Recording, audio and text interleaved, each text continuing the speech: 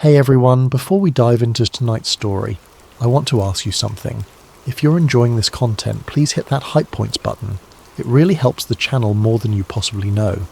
Seriously, it makes a huge difference in getting these stories out to more people. And if you feel like it, drop a comment letting me know what time it is where you are and where in the world you're listening from.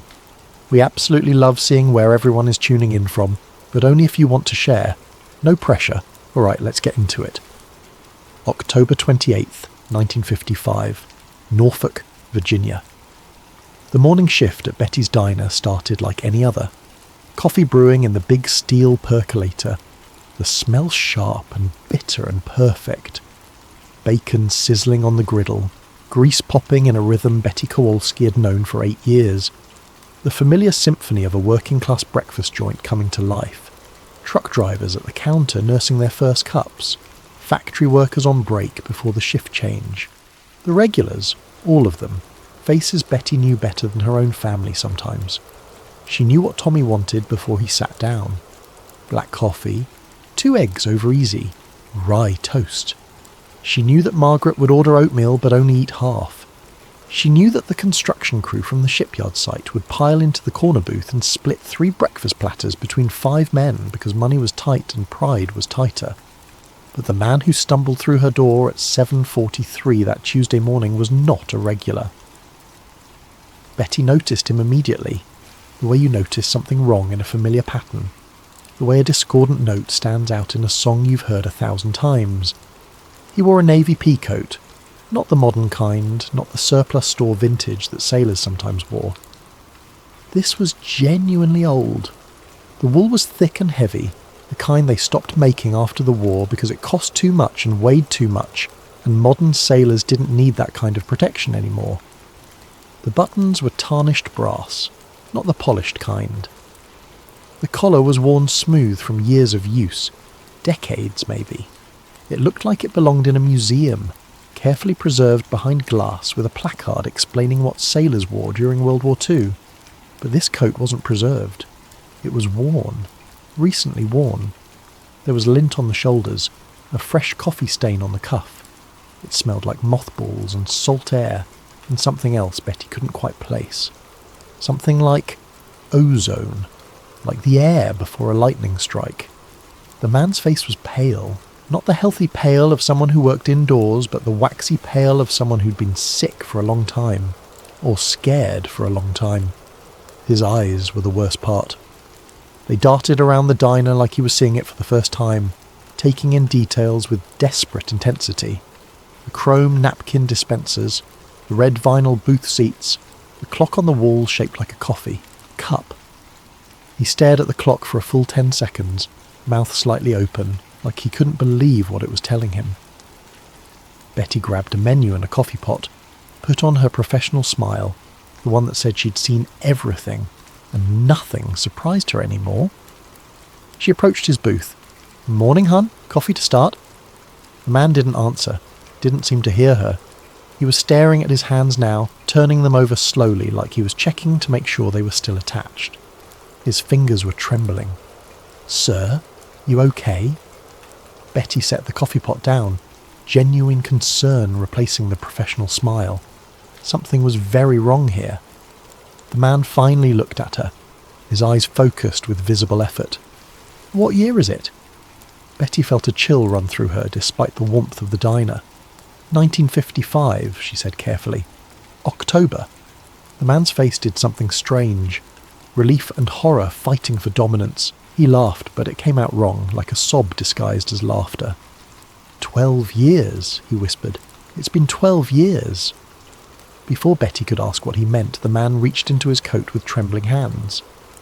The movement was jerky, uncoordinated, like he was relearning how to use his arms.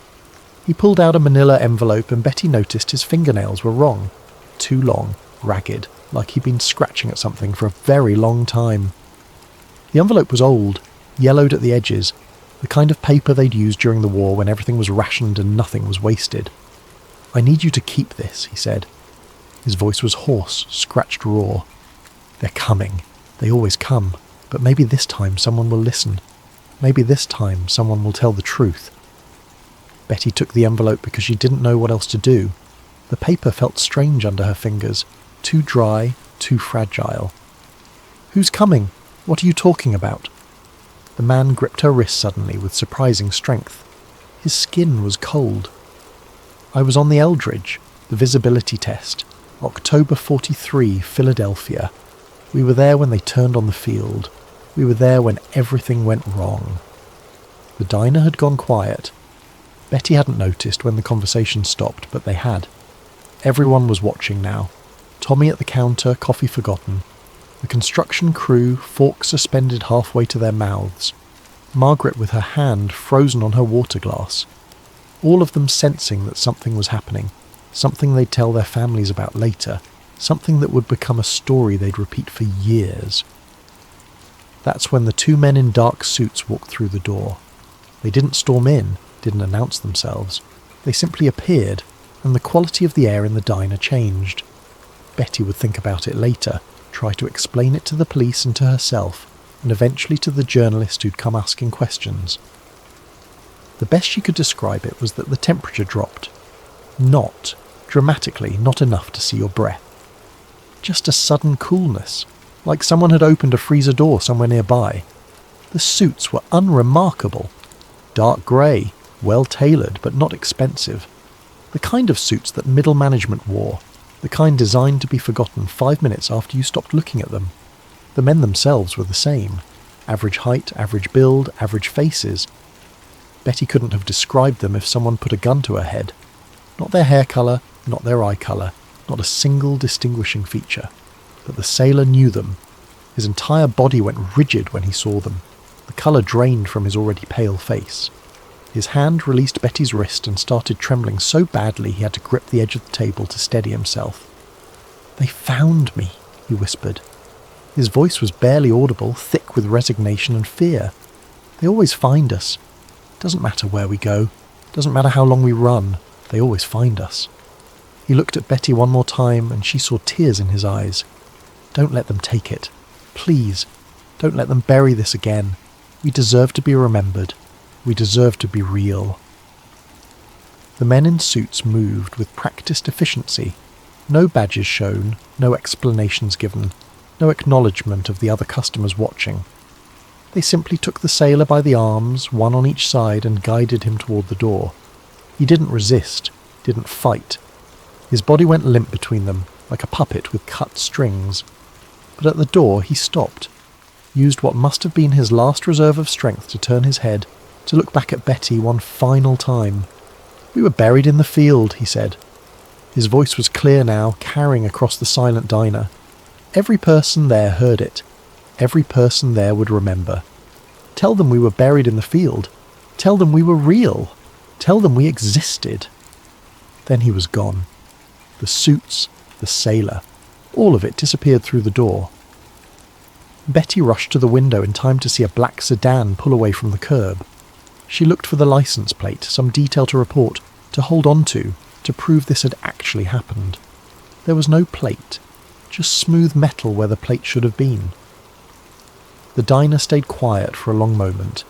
Then everyone started talking at once. What was that? Who were those men?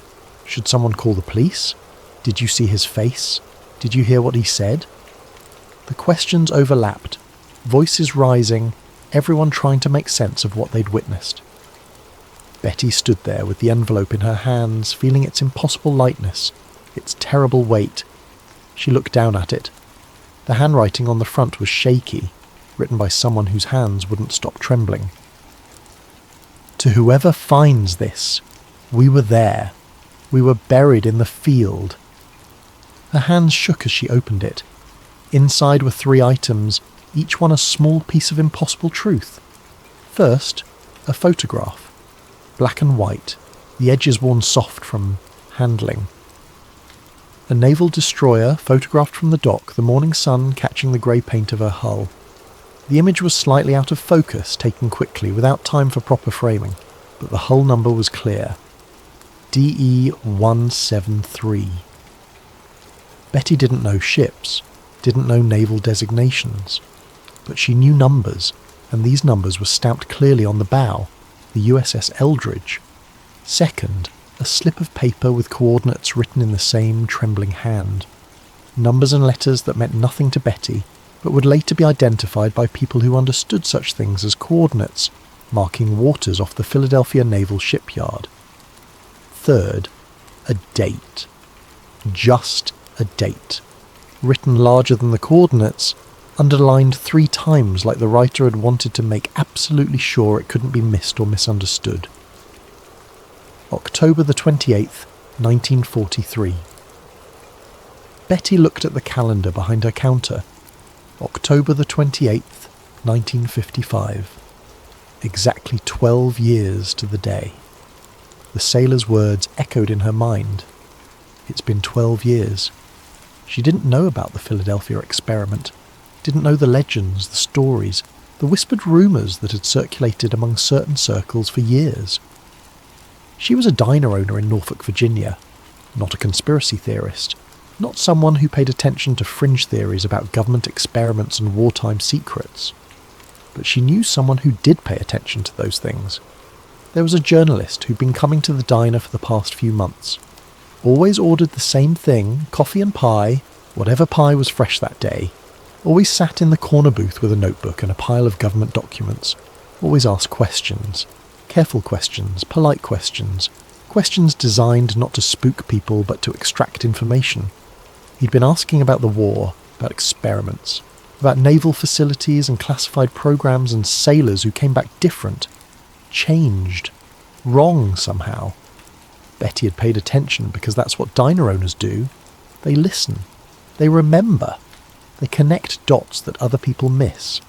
His name was Henry Lockwood, and this envelope would consume the next decade of his life. Act 1. The real history. Henry Lockwood had always been drawn to the stories that lived in the margins, not the headline news, not the official narratives that appeared in polished columns under bylines that people recognised. He chased the stories that made editors uncomfortable, that required more verification than seemed worthwhile, that opened doors to rooms most people preferred to keep locked. He'd started his career covering local corruption in Philadelphia, the kind of grinding investigative work that involved months in dusty archives and interviews with people who spoke in whispers and looked over their shoulders. Then came the war, and Henry had tried to enlist. Flat feet and asthma kept him stateside, kept him watching from a distance as other men his. Age shipped out to Europe and the Pacific, so he'd found another way to serve, covered the home front, the factories, the shipyards, the training facilities, started noticing things that didn't quite add up. Workers at the Philadelphia Naval Yard who wouldn't talk about certain projects, scientists who appeared on personnel lists but whose work was never described, budget allocations that went to programs with no official names. After the war, he'd pivoted to covering what came next, Operation Paperclip, the government's recruitment of Nazi scientists. He'd broken a story about a rocket engineer who'd used slave labour and was now living comfortably in Huntsville, Alabama, building missiles for the army. The story had gotten him death threats and a Peabody nomination in the same week. By the time Betty Kowalski called him about the envelope, Henry Lockwood was exactly the kind of journalist that government agencies watched carefully and ordinary sources trusted implicitly. He'd earned a reputation for protecting his sources, for getting details right, for not publishing until he was absolutely certain. He drove to Norfolk the same day Betty called, listened to her story, took notes in his precise shorthand, asked clarifying questions that revealed he was taking this seriously. He examined the envelope, the photograph, the coordinates, the date. Didn't dismiss it, didn't jump to conclusions, just absorbed the information with the careful attention of someone who'd learned that the truth usually hid in details other people overlooked. "Tell me about the sailor," Henry said, pen poised over his notebook. "Physical description, anything distinctive you remember." Betty described the peacoat, the pale face, the wrong fingernails, the way he'd asked what year it was, the terror when he saw the men in suits. "And the suits," Henry pressed. "Can you describe them?" "That's the thing," Betty said. "I can't. I saw them. We all saw them. But I couldn't tell you what they looked like. Average everything. Forgettable on purpose." Henry wrote that down, underlined it twice. Forgettable on purpose. That was interesting. That suggested training, methodology, purpose. The Philadelphia experiment was not new to Henry. He'd encountered references to it over the years, whispers in the same circles that talked about UFOs and mind control, and other fringe topics that serious journalists learned to avoid. The story went that in October 1943, the Navy had conducted an experiment in invisibility, trying to make the USS Eldridge disappear from enemy radar. Depending on who told the story, the ship had either vanished completely, teleported to Norfolk, or opened a portal to another dimension. It was the kind of story that sounded like science fiction, the kind that legitimate sources denied and conspiracy theorists embraced. Henry had always filed it in the same mental category as alien autopsies and faked moon landings. Interesting, maybe based, on a kernel of truth somewhere, but ultimately unprovable and not worth his limited time. But this envelope changed things. Not because it proved the experiment happened, but because someone had gone to extraordinary lengths to deliver this information. Someone had been scared enough, desperate enough to walk into a random diner and hand classified material to a stranger, and someone else had cared enough to send suits to retrieve that person within minutes. That suggested the story wasn't just fringe theory. It suggested there was something real underneath the legend, something worth protecting, something worth covering up. Henry started with the basics. The photograph showed the USS Eldridge. That much was verifiable. He travelled to Washington, to the Naval History and Heritage Command, the repository of Navy records and documentation, filed the proper requests, showed the proper credentials, and gained access to the official record of the USS Eldridge. The ship was real.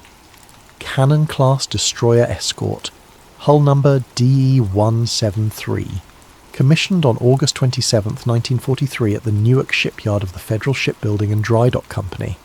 Standard armament for the class, designed for anti-submarine warfare and convoy escort duty.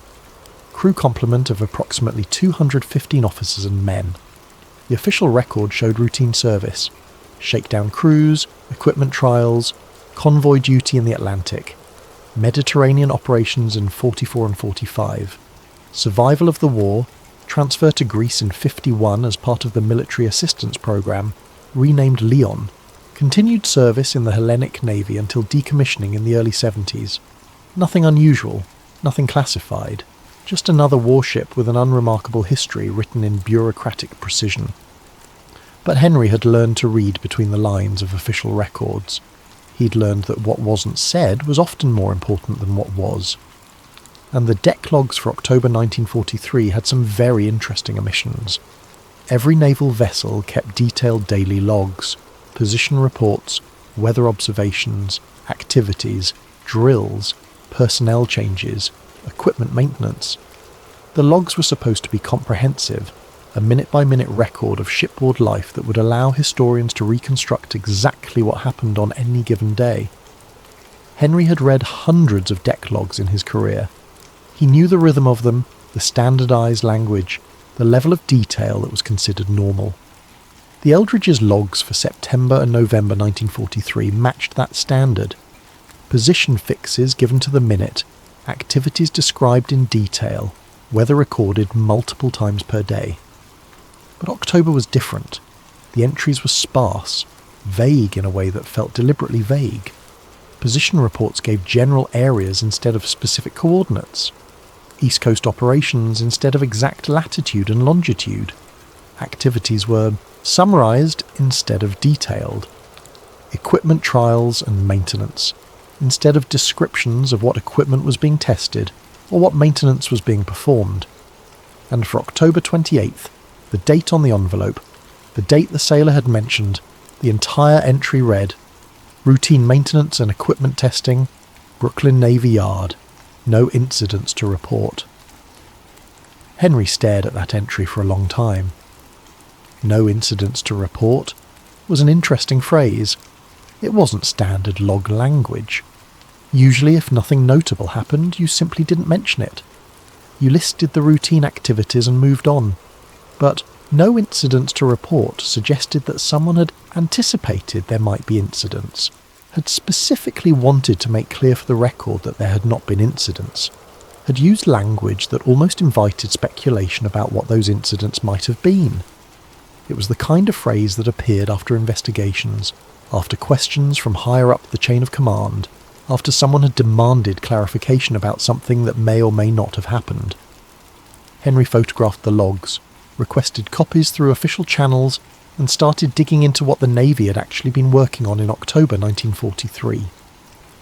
World War II had accelerated technological development in ways that were hard to overstate. Radar, sonar, proximity fuses, jet engines, atomic weapons.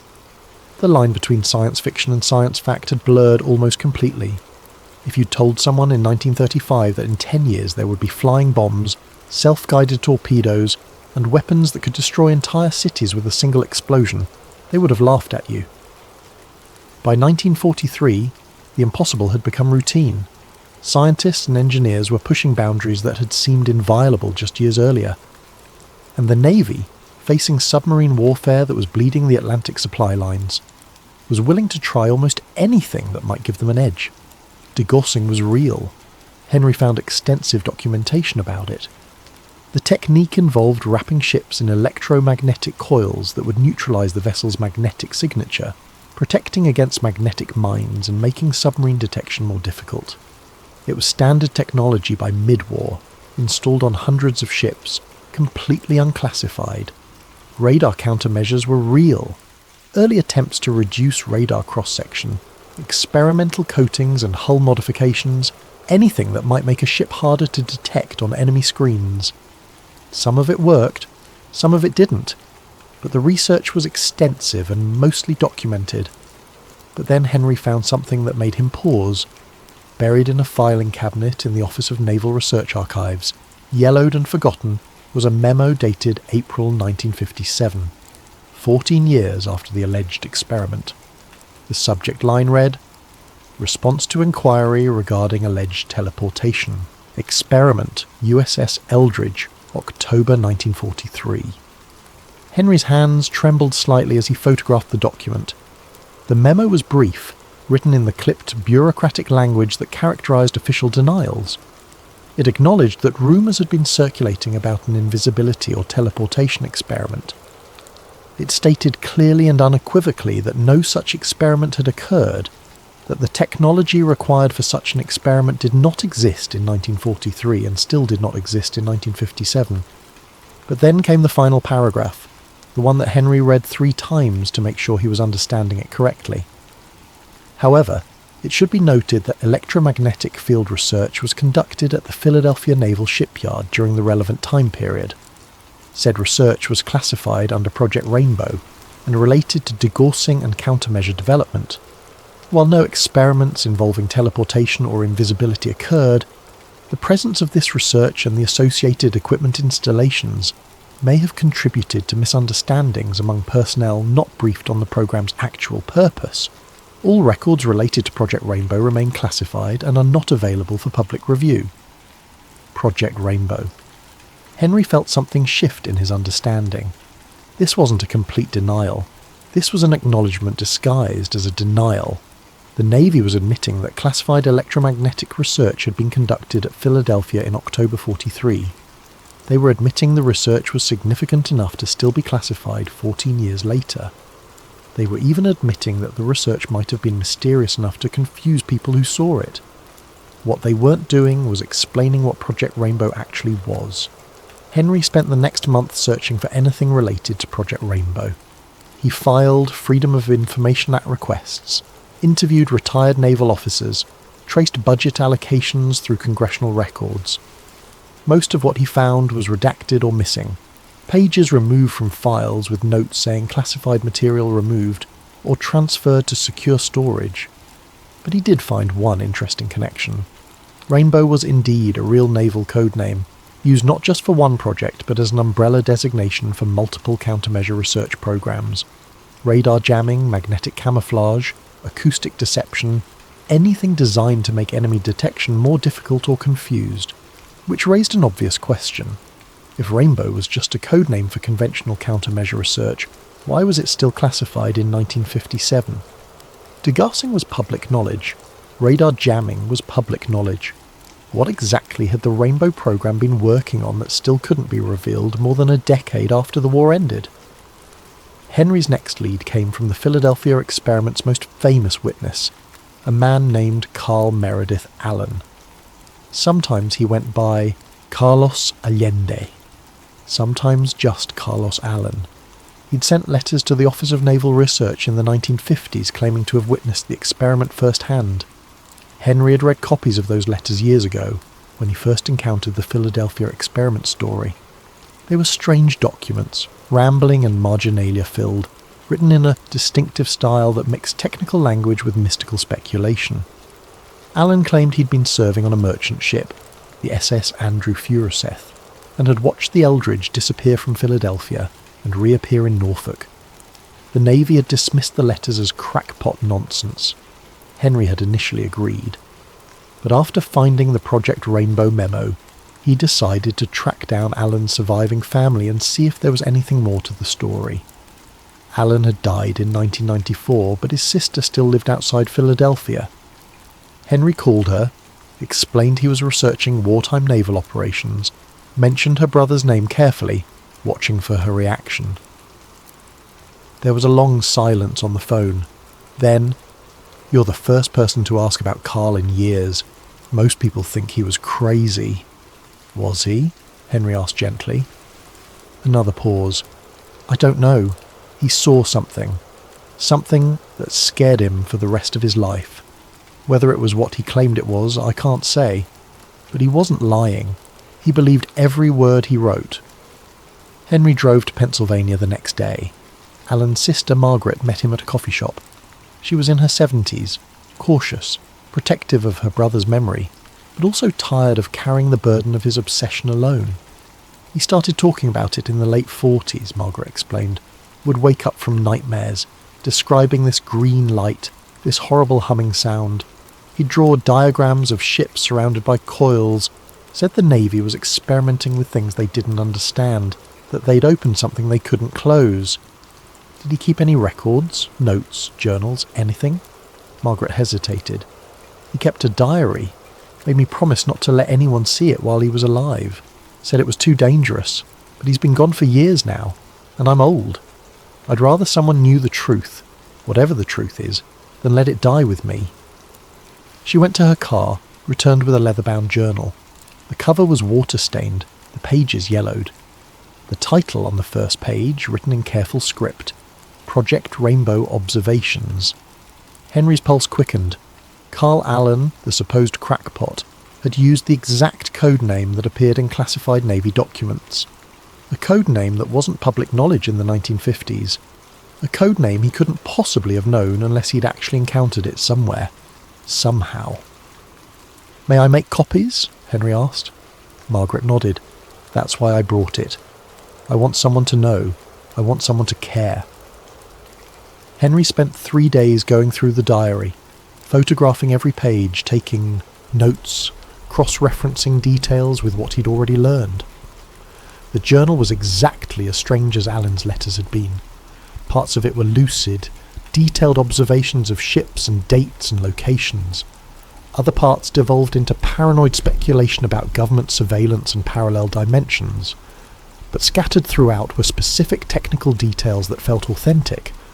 References to electromagnetic coils and vacuum tubes, descriptions of equipment being transferred from Philadelphia to Brooklyn in late October 1943, mentions of scientists and mathematicians working on classified Navy projects, and one entry, dated November 1943, that made Henry stop breathing for a moment. "Met a sailor today outside a bar in Philadelphia. He approached me when he saw my merchant marine jacket. Said he'd been on the Eldridge during the test. Wouldn't give his name. Said they'd been ordered not to talk, that there would be consequences if anyone found out. But he was scared. Needed to tell someone. Described the field activation, the green-blue light that surrounded the ship. The way the air seemed to crack and fold. He said it worked at first. Said the ship actually disappeared from view. But then something went wrong. The field became unstable. Some of the crew started hallucinating, seeing things that weren't there. Others experienced time skipping forward in jumps, missing minutes. He said 2 men walked through a bulkhead without meaning to, just stepped forward and passed through solid steel like it wasn't there. When the field finally collapsed and they could see properly again, one of those men was embedded in the metal. They had to cut him out. He died screaming. The Navy called it a training accident, but it wasn't an accident. It was the field. The field did something to reality itself. The sailor said the surviving crew members were examined by Navy doctors who diagnosed them with disorientation, sensory confusion, temporary psychological breaks. But he said it was more than that. Said they'd gone somewhere else during the test, brought something back with them. Something that watched them. Something that followed them. He begged me not to tell anyone. Said if I cared about him, I'd forget we ever talked. Then he left. I never saw him again. If anyone ever asks, I'll say this conversation never happened. But I'm writing it here because someone needs to know. Someone needs to remember that we're not alone in the world. There are spaces between spaces, and the Navy opened a door to one of those spaces in October 1943. ASTI 2, the first cracks in the story. The coordinates from the envelope led Henry to the Delaware River, to a section of waterfront that had once been part of the Philadelphia Naval Shipyard. The facility had been decommissioned decades ago, its functions transferred to other locations, its real estate carved up and sold off. What had been a vital military installation was now a patchwork of commercial developments, industrial parks, and empty lots waiting for the next round of redevelopment. But this particular stretch of waterfront was different. Henry noticed it as soon as he pulled up. On either side, development had marched forward aggressively. New condominiums, office buildings, warehouses. But here, a gap. A stretch of perhaps 200 yards that had been left completely untouched. Chain-link fence, rust-stained and sagging. Warning signs faded to illegibility. Beyond the fence, nothing but weeds and crumbling concrete and the slow reclamation of nature. It was the kind of gap that raised questions. Why hadn't this land been developed? Who owned it? Why was it sitting empty while valuable waterfront property elsewhere sold for premium prices? Henry had learned to notice gaps like this. They were the bureaucratic equivalent of redacted text in documents. Spaces where something should be but wasn't. Absences that drew attention by their very emptiness. He parked his car, grabbed his camera and found a spot where the fence had rusted through enough to slip past. The ground beyond was uneven, concrete broken and heaved by years of freeze-thaw cycles. Rebar jutted from the ground at angles. Old machinery parts lay half buried in dirt and vegetation. The coordinates led him to what had once been a pier. The structure itself was mostly gone. Wooden pilings rotted away to stumps, decking collapsed into the river. But the foundations remained. Massive concrete mooring points, built to last decades, maybe centuries. The kind of permanent infrastructure the military installed when they expected to use a facility for a very long time. Henry walked the length of what had been the pier, photographing everything, taking measurements, trying to reconstruct what the facility would have looked like in 1943, and that's when he saw the sign. It was mounted on one of the concrete mooring points, barely visible under decades of grime and corrosion, a metal plaque, the kind the military used for designation markers. Henry almost missed it. Would have missed it if the afternoon sun hadn't caught the metal at just the right angle. He scraped at the surface with his car keys, clearing away enough dirt to read the text. The lettering was still sharp, stamped deep into the metal. Restricted area, authorized personnel only, authorization code, Rainbow 1943. Henry's hands were shaking as he photographed the sign. Here it was. Physical evidence, impossible to dismiss or explain away.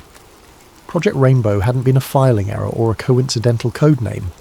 It had been significant enough to designate an entire section of the naval shipyard. Significant enough to require specific authorization codes. Significant enough to restrict access, even during a war when security was paramount everywhere. He spent the next hour searching the area for anything else that might have survived. And what he found made his skin prickle despite the summer heat. Scorch marks on the concrete.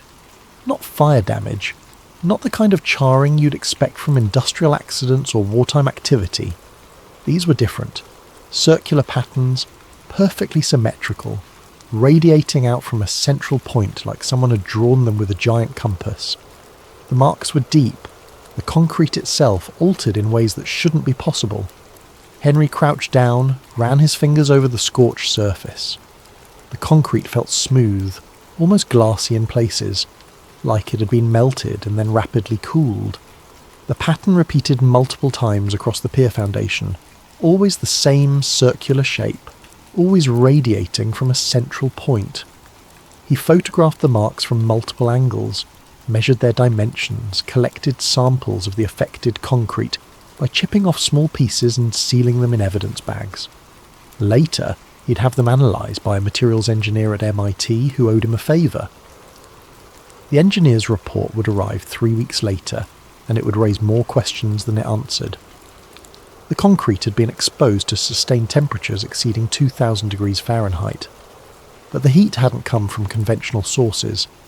The damage pattern suggested electromagnetic heating, like what you'd see in an induction furnace, but on a massive scale and applied in precise circular patterns. "I've never seen anything like this," the engineer wrote in his analysis.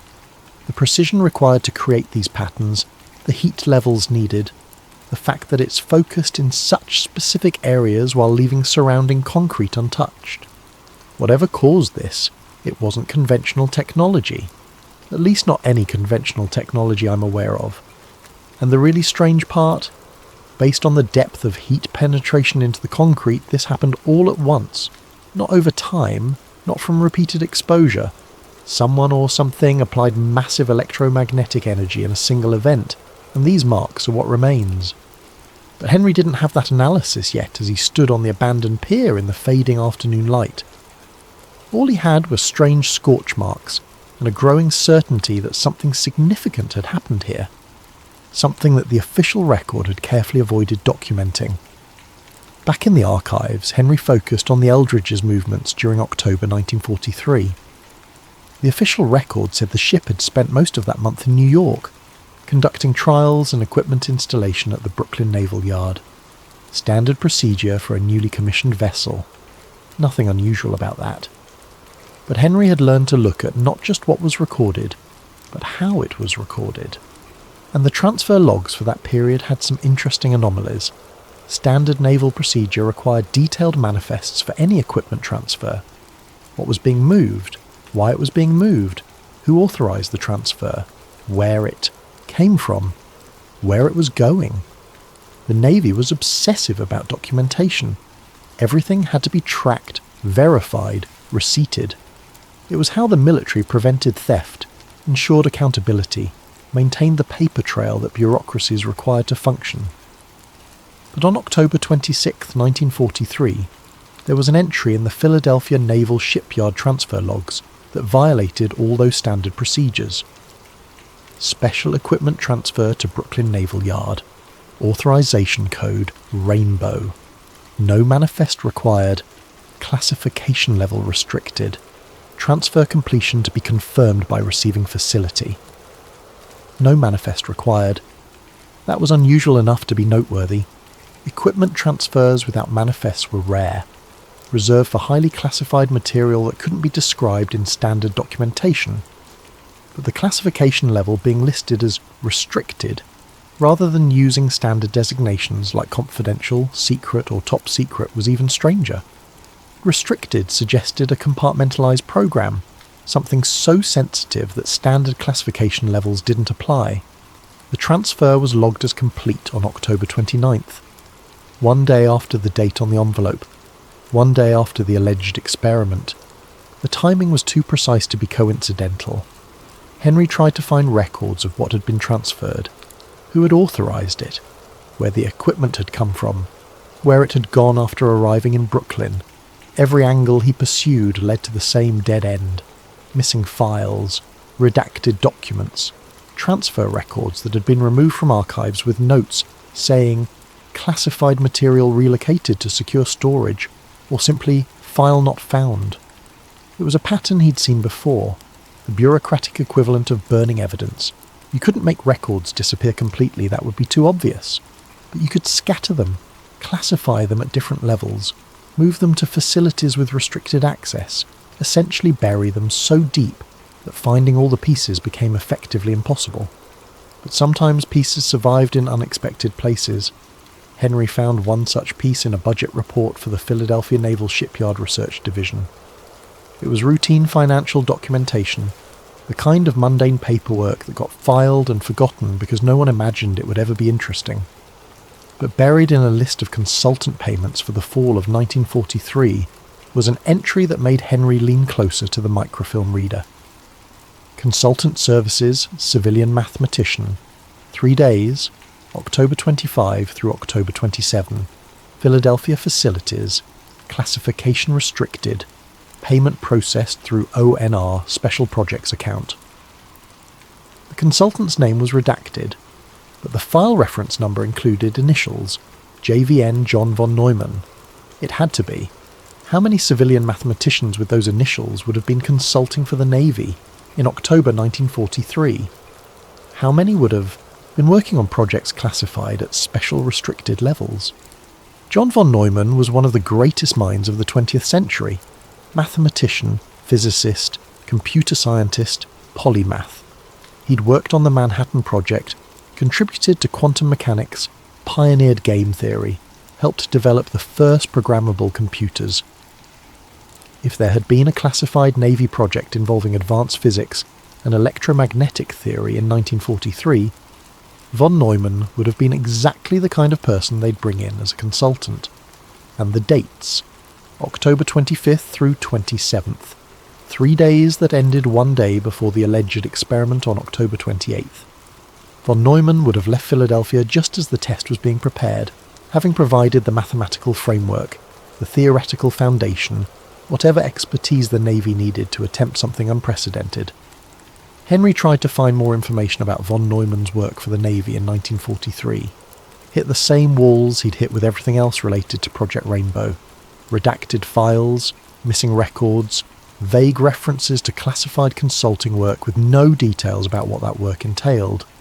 But he had the initials, he had the dates, he had evidence that one of the world's leading mathematicians had been in Philadelphia, working on a restricted project right before the alleged experiment.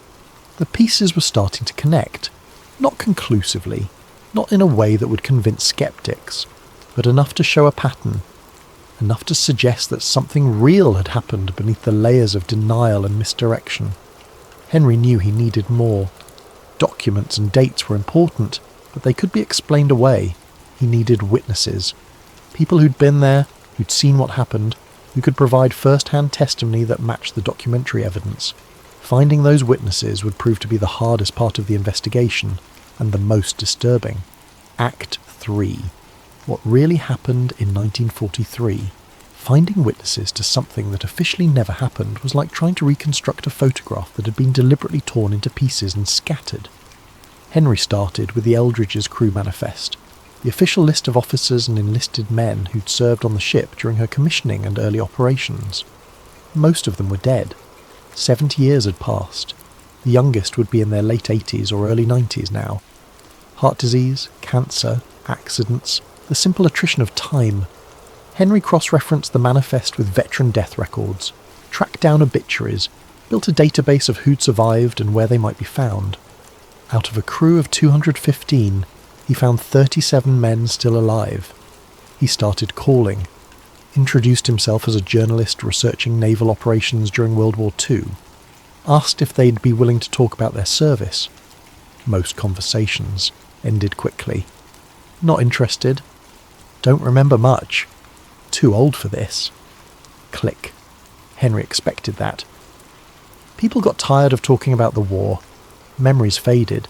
Some wounds never healed enough to discuss casually with strangers, but some reactions were different, more pointed.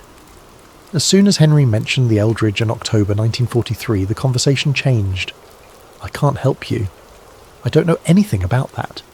You should talk to the Navy if you have questions. Click. Those reactions were interesting. Not I don't remember, but I can't help you. Not forgetfulness, but unwillingness. Like they'd been told not to talk.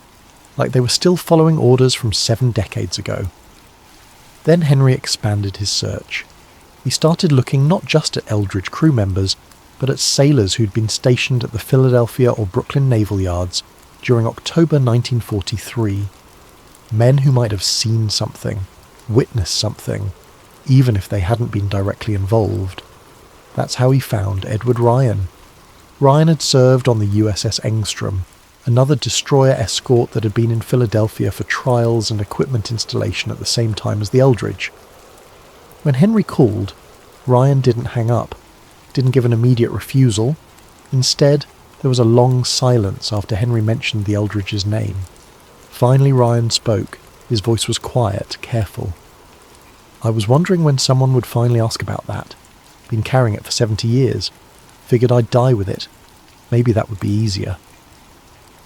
"Would you be willing to meet in person?" Henry asked, trying to keep the excitement out of his voice. Another pause. "Yes, but not over the phone, not where anyone will see us. I don't know if they still watch, but I'm not taking chances."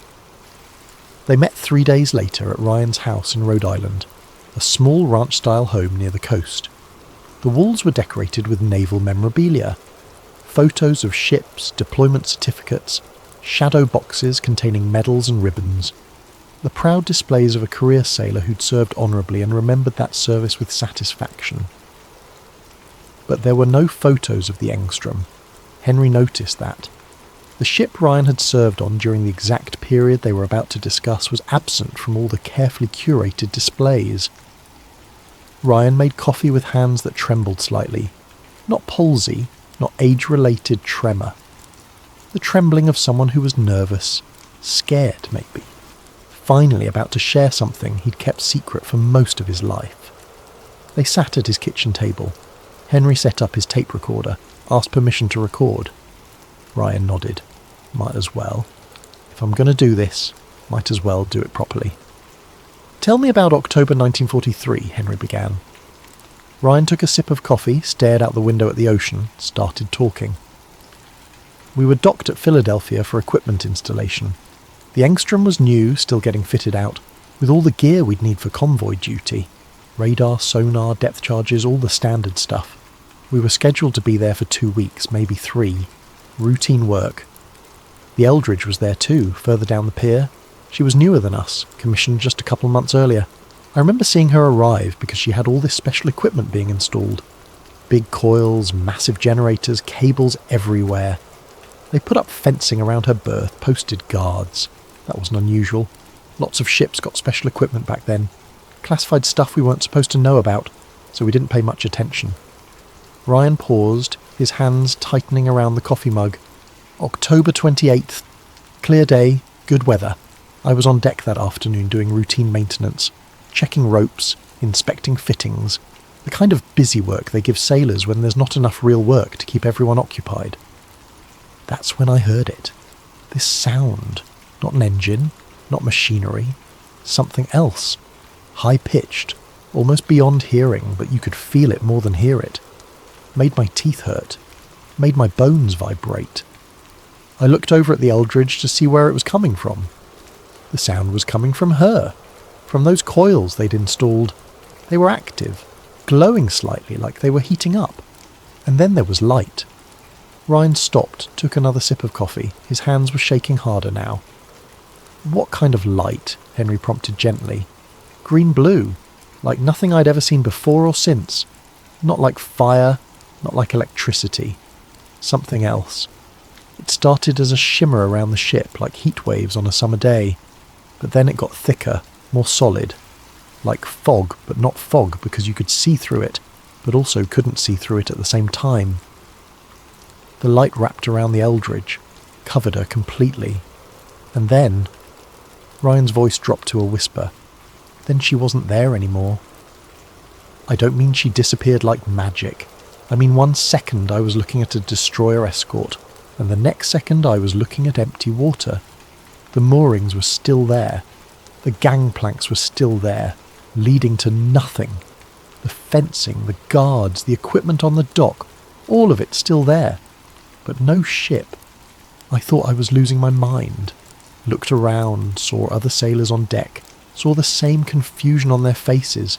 We were all seeing it, all seeing nothing where a 300-foot warship should have been. How long was she gone? Henry asked. Maybe 30 seconds, maybe a minute. Hard to say. Time felt wrong, stretched out. Then the light appeared again, and the ship came back, just materialised out of nothing, exactly where she'd been, like she'd never left. But something was different. Even from my ship I could see something was wrong. Men running on deck, officers shouting, and this sound, this screaming, not scared screaming, not pain screaming, something worse, like the sound someone makes when they've seen something that broke their understanding of reality. The guards rushed in, started clearing everyone away. Officers came running from the shipyard offices.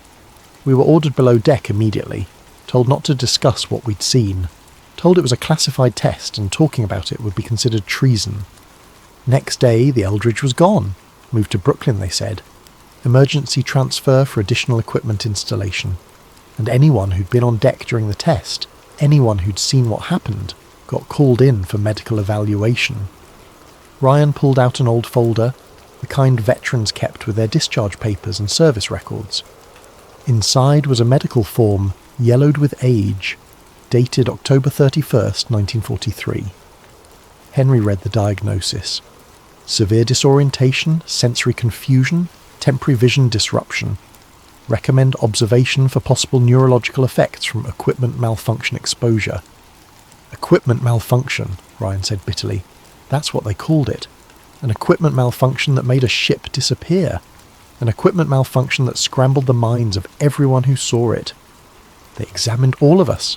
Physical exams, neurological tests, psychological evaluations. Asked the same questions over and over. What did you see? What do you remember? Are you experiencing headaches, nausea, disorientation? They had experts explain it to us. Scientists with charts and equations. Made it sound perfectly normal, perfectly explainable. Some kind of optical phenomenon created by the experimental equipment. A mass hallucination caused by electromagnetic interference with brain function. Nothing to worry about. Nothing that actually happened. But it wasn't an optical phenomenon. I know what I saw, and I know what happened to the other men who were there. 7 of us total from the Engstrom were on deck that afternoon. 3 of them had complete nervous breakdowns within a month, had to be medically discharged, spent time in naval psychiatric facilities. 2 more committed suicide before the war ended. The Navy said it was combat stress, coincidence, the normal toll of warfare.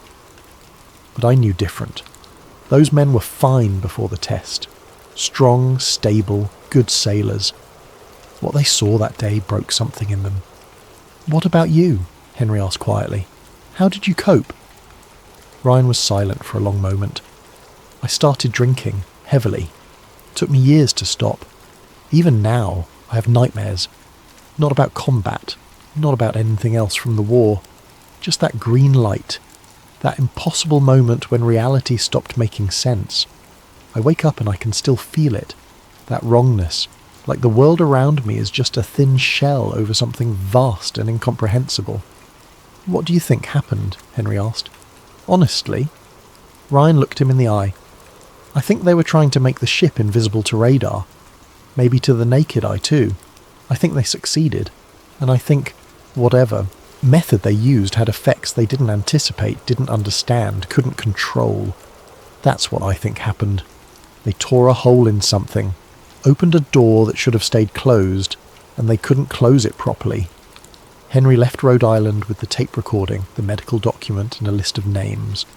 Ryan had given him other sailors who'd been in Philadelphia that day, men who might still be alive, who might be willing to talk. The second witness Henry tracked down was Michael Torres. Unlike Ryan, Torres hadn't been in Philadelphia at all. He'd been stationed in Norfolk, Virginia, serving on a supply ship, 500 miles away from the alleged experiment. But Torres had his own story, and it matched the legend in ways that made Henry's hand shake as he took notes. They spoke over the phone. Torres lived in Arizona now, far from any ocean, far from anything that might remind him of his Navy service. He sounded wary when he answered, but something in Henry's questions made him decide to talk. October 28th, 1943, Torres began. We were loading cargo at the Norfolk docks. Standard supply run, nothing unusual. Around 2 in the afternoon, someone started shouting, pointing at the harbour. There was a ship there, just appeared. Didn't sail in, didn't come from anywhere we could see. It was just suddenly there in the middle of the harbour where no ship had been seconds before. I saw the hull number, D173, the USS Eldridge. I remember because one of our officers checked the fleet positions, got on the radio, started asking what the hell a destroyer escort was doing in Norfolk when she was supposed to be in Philadelphia. The ship looked wrong. That's the best way I can describe it. The outline was sharp, but somehow blurred at the same time, like looking at something through water or heat shimmer, and there was this green tint to the air around it, this glow that didn't come from any source I could identify. We watched it for maybe 10 minutes. Everyone on the dock stopped working, just stared.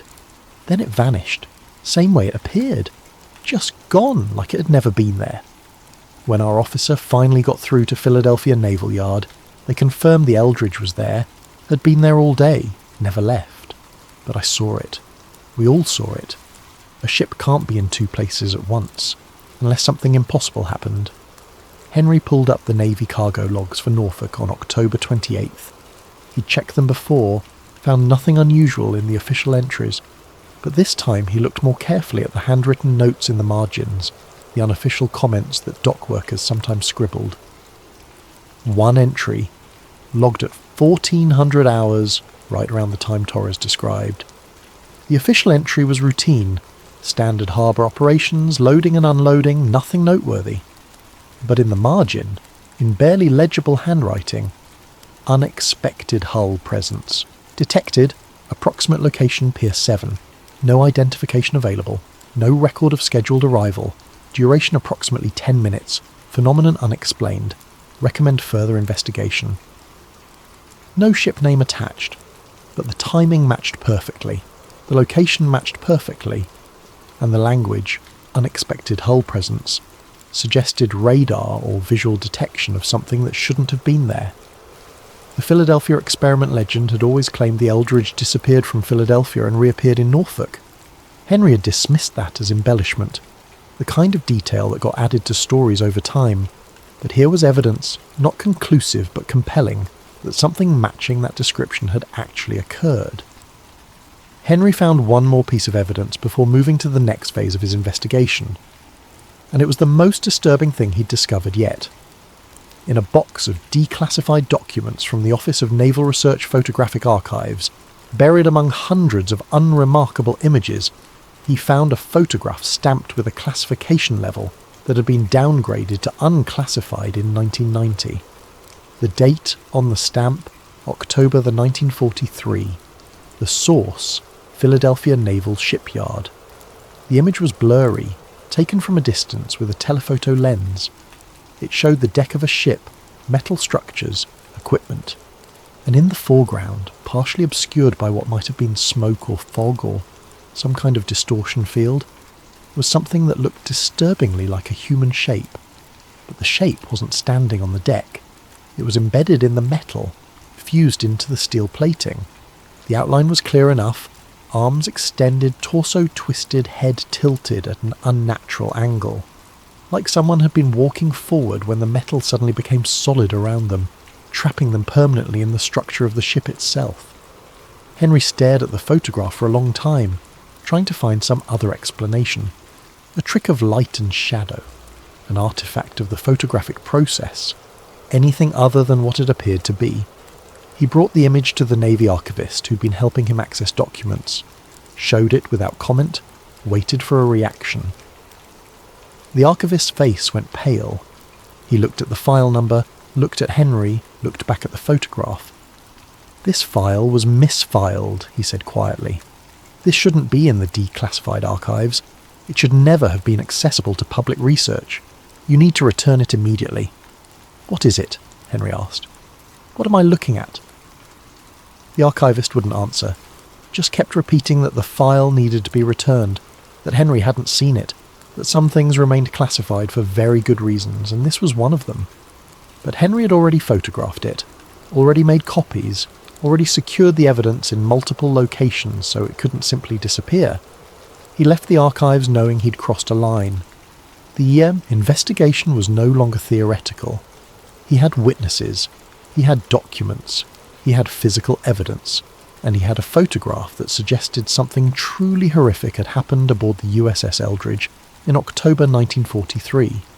Now he needed to know what happened after, how the Navy had responded, what they'd done to contain the situation, and whether the experiment had truly ended, or if it had simply gone underground, hidden where no one would think to look. The answer to those questions would prove more disturbing than anything he'd discovered so far, to be continued in Part 2. The Men Who Didn't Return. Part 2. The Cover-Up Actee. 4. The Cover-Up. The pattern emerged slowly, like a photograph developing in chemical baths. Henry had been investigating government cover-ups long enough to recognise the fingerprints of institutional misdirection. It wasn't aggressive suppression, it wasn't men in black threatening witnesses or breaking into offices to steal files. That would be too obvious, too dramatic, too likely to draw attention. Instead, it was subtle, bureaucratic, almost invisible unless you knew what to look for. Documents that should exist but didn't. Files misfiled in ways that made them effectively impossible to locate. Witnesses who couldn't quite remember or weren't quite sure. Evidence that existed but couldn't be verified or authenticated through normal channels. The Philadelphia experiment wasn't buried under threats and intimidation.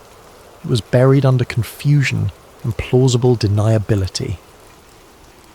Henry noticed it first with the deck logs. He'd photographed the USS Eldridge's logs for October 1943, noted how sparse and vague they were compared to other months. But when he examined the physical documents more closely, comparing them to logs from September and November, he found something interesting. The paper was different. The September and November logs were written on standard Navy issue forms from 1943. Slightly yellowed, consistent aging, the paper quality matching other wartime documents.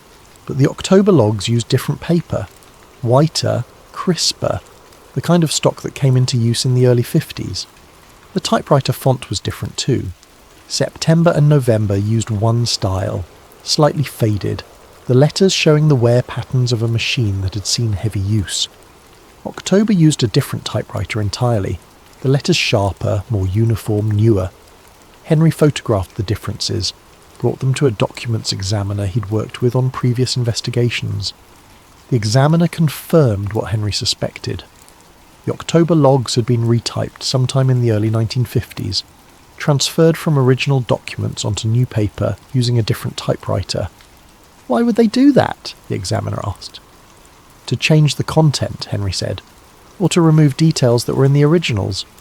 You retype the logs, include only what you want preserved, destroy the originals, and claim the new versions are the real record. He checked the archive transferred documents, found a notation that the original October 43 logs had been marked as damaged and illegible in January 1952. They'd been retyped for preservation purposes, and the originals had been listed as unable to locate in subsequent inventory checks. 9 years after the alleged experiment, someone had gone through the Eldridge's records and systematically replaced the October logs with sanitized versions. Not destroyed them completely, that would raise too many questions.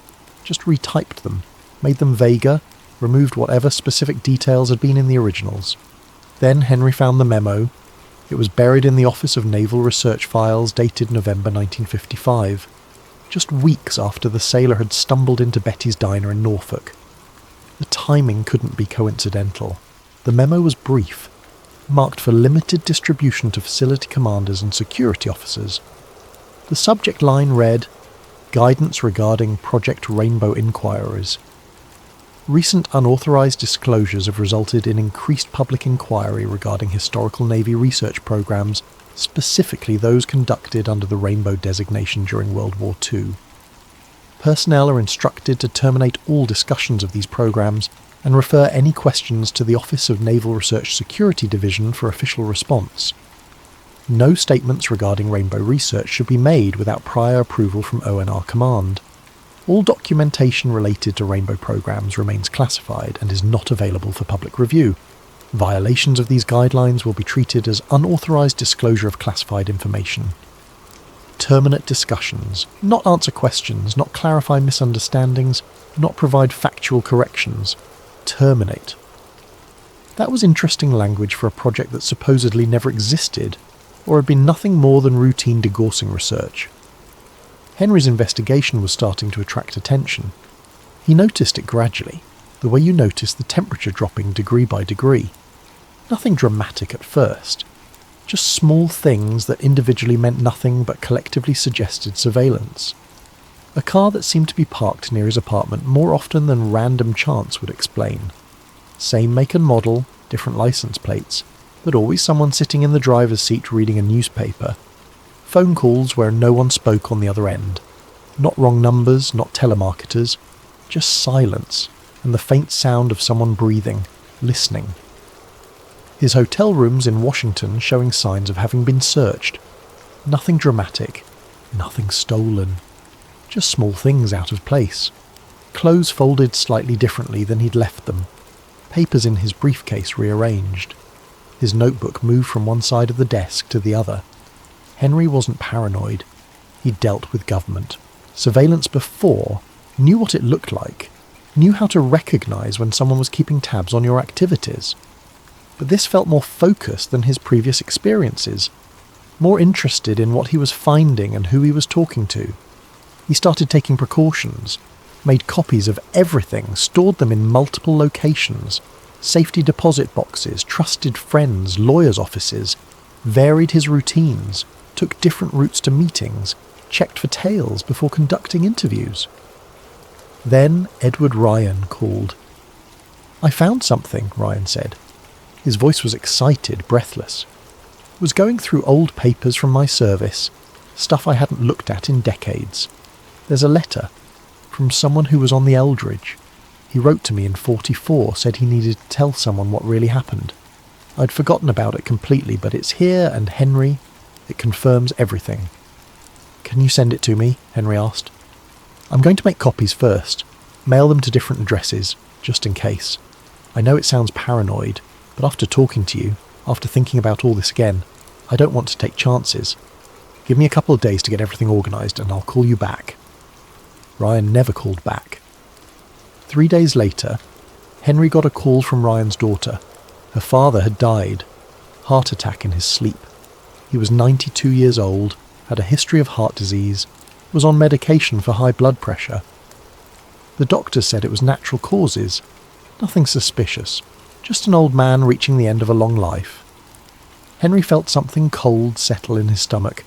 The timing, just days after Ryan had found something important, just days after he'd talked about making copies and sending them to safe locations. "I'm sorry for your loss," Henry said carefully. "Your father was a good man. He told me a lot about his service." "He enjoyed talking to you," Ryan's daughter said. "First time in years he'd really opened up about the war. He seemed lighter after your conversation, like he'd put down a burden he'd been carrying too long." They talked for a few more minutes. Arrangements, funeral details. Then, as they were about to hang up, Ryan's daughter mentioned something that made Henry's pulse quicken. Oh, there was something strange. 2 men came to the house the day after Dad died. Said they were from the Veterans Affairs Office, needed to collect his service records for processing. Very official, had ID badges and everything. But they didn't leave any paperwork, didn't give us any receipts, just took a box from Dad's study and left. Henry gripped the phone tighter. What did these men look like? "I don't know. Average, I guess. Dark suits. I can't really remember their faces. Is that weird? I saw them, talked to them, but I couldn't describe them if you asked me." The same description Betty Kowalski had given. The same impossibility of remembering details. Men designed to be forgotten. Did they take anything else, besides the box? "I'm not sure. Dad's study was kind of a mess. He'd been looking for something in there the day before he died, pulling out old folders and papers. I was going to help him clean it up after I finished work, but then he..." She trailed off. Henry attended the funeral, paid his respects, talked to Ryan's family, didn't mention his suspicions. But after the service, when everyone else had left, he sat in his car in the cemetery parking lot and thought about the timing. Ryan finds evidence. Ryan dies 3 days later. Men in suits arrive immediately and remove his papers. A 92-year-old man with heart disease dying suddenly is unremarkable, unless you knew what he'd been about to reveal. Unless you knew someone had a very strong interest in making sure that evidence never surfaced. Henry knew he was running out of time. The story was coming together, but it was also falling apart. Witnesses dying, documents disappearing, his own investigation increasingly compromised. He needed something definitive, something they couldn't disappear or explain away, something that would prove beyond doubt that the Philadelphia experiment had been real. He needed to find someone who'd been directly involved, someone on the inside, someone who knew exactly what had happened and could confirm the truth. That's when he found Arthur Calloway. Calloway wasn't listed on the Eldridge's crew manifest. According to Navy records, he'd served on a completely different ship, the USS El Dorado, and had been reported missing in action in 1944 during Mediterranean operations. His family had received a telegram, a flag, condolences from the Secretary of the Navy. But Henry found a discrepancy. It was small, easy to miss. The kind of thing that only emerged when you cross-referenced multiple document types. An insurance form filed by Calloway's family in 1946, trying to collect on a life insurance policy. The form listed his service history, including all ship assignments. And there, buried in the middle of the list, was a single line that didn't appear in any official Navy records. Temporary assignment USS Eldridge, special duty, October 1943. Special duty. That was Navy code for classified assignments. Operations that didn't appear on standard manifests. Henry had seen it before in other contexts. Men pulled from their regular posts for short-term assignments that needed specific expertise or security clearances. So Arthur Calloway had been assigned to the Eldridge in October 43 for special duty, and then he'd been listed as killed in action the following year. Except Arthur Calloway wasn't dead. Henry found him through a combination of bureaucratic archaeology and dumb luck. A death certificate that was filed but then withdrawn. A social security number that had been issued posthumously but showed earnings in later years. A name change petition from 1948 buried in county records in Maine. Arthur Calloway had legally become Arthur Brennan, same person, different identity. And Arthur Brennan lived in a cabin in the woods outside a town in Maine that barely appeared on maps. It took Henry 3 months to piece together the trail. He drove to Maine in late November, when the trees were bare and the first snow was threatening. Found the cabin at the end of a dirt road that looked more like a hiking trail. No mailbox, no number, just a weathered structure that blended into the forest like it had grown there.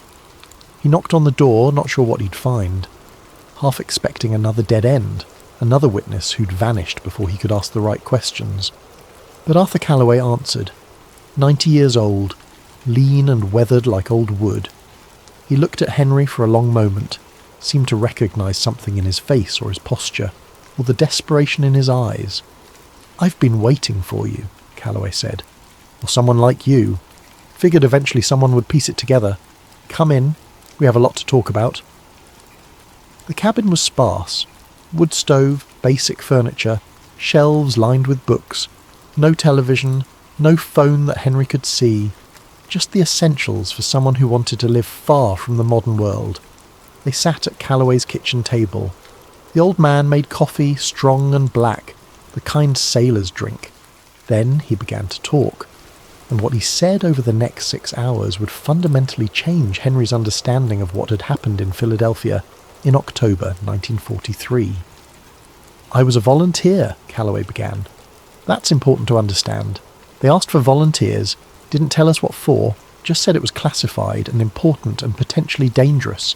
I was young, stupid, thought it would be an adventure, so I raised my hand. There were 30 of us total, pulled from different ships, different bases.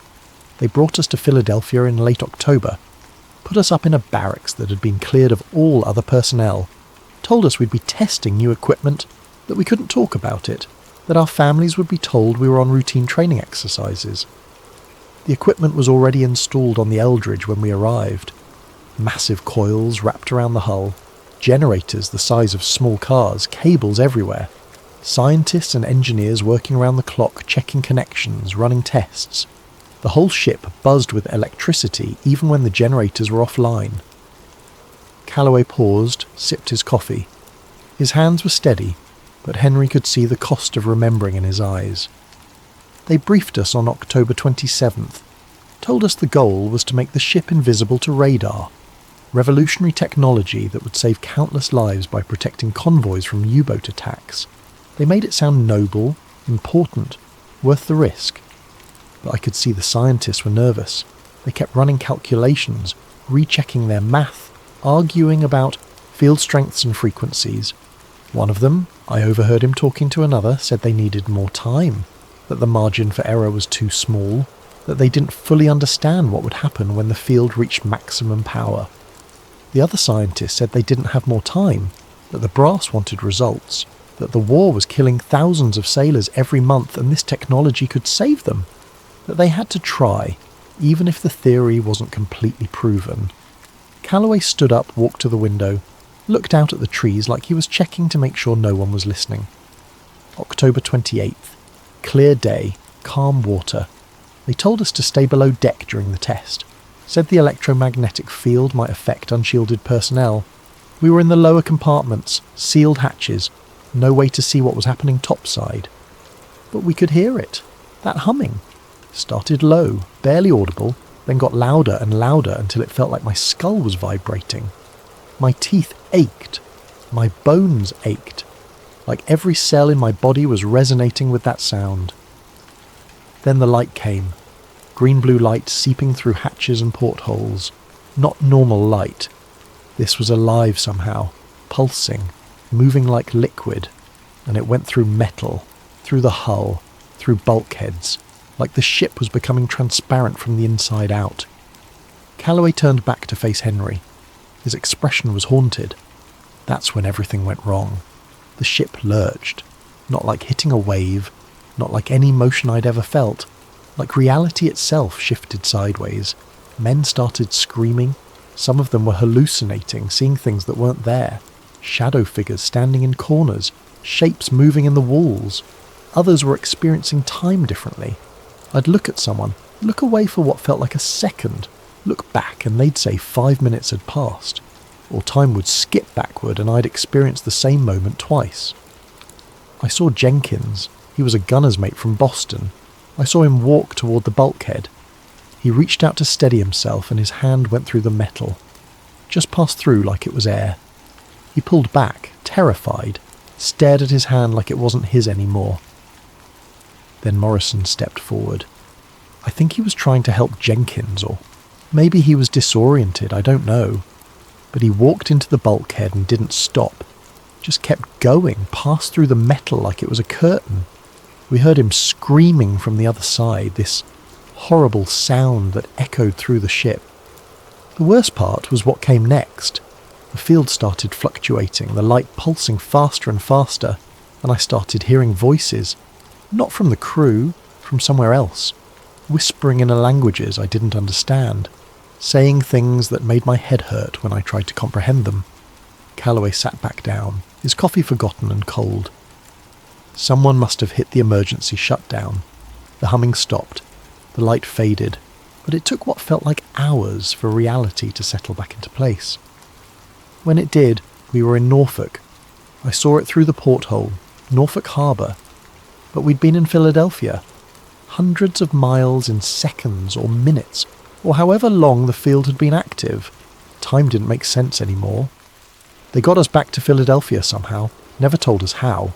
Then came the examinations, medical, psychological, neurological. They tested everything, took blood samples, ran cognitive assessments, asked the same questions over and over trying to catch inconsistencies in our stories. Of the 30 men who'd volunteered, only 23 made it through intact. 5 were permanently institutionalized, diagnosed with combat fatigue, schizophrenia, neurological damage. But they'd never seen combat. The field had done something to their minds, broken something that couldn't be fixed.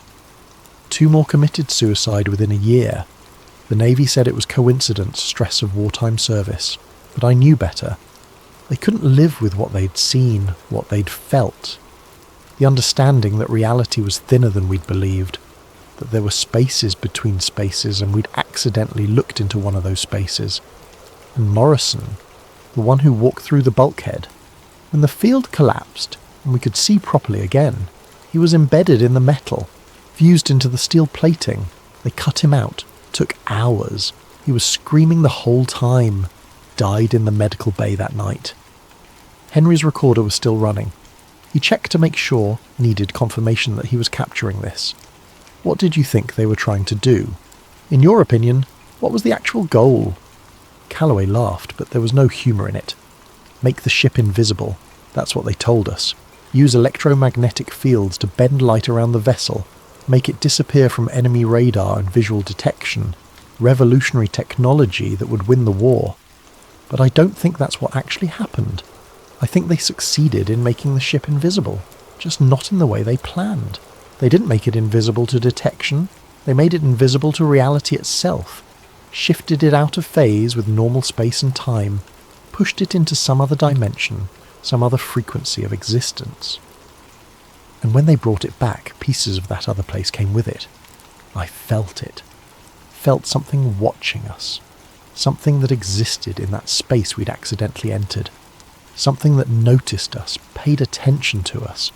And some of us, we couldn't shake that feeling even after we left the ship. The experiment didn't fail, Calloway continued. It worked. It worked exactly as the theory predicted.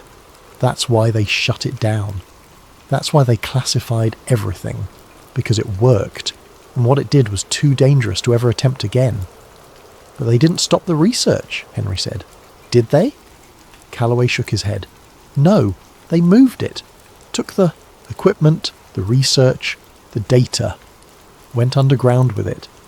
Kept working on it, trying to refine it, trying to figure out how to control what they had accidentally created. How do you know? Because they kept looking for us, the survivors. One by one, we started disappearing. Not dying, disappearing. Reassigned to classified projects, transferred to facilities that didn't appear in official records, simply vanishing from normal Navy rosters. I realised they were collecting us, bringing us back. Maybe to study us, maybe to use us in further experiments. I don't know. So I faked my death, had help from a friend in records, created the paperwork, made it look like I'd been killed in action, changed my name, moved here, stayed off the grid. Figured if they thought I was dead, they'd stop looking. And did they? Calloway looked out the window again. I don't know. Haven't seen anyone. But I'm always watching. Always waiting. After 70 years, you'd think I'd relax, but I can't. Because I know what they're capable of. I know they're still out there, still working on it, still trying to perfect what they started in October 43. They talked for hours more.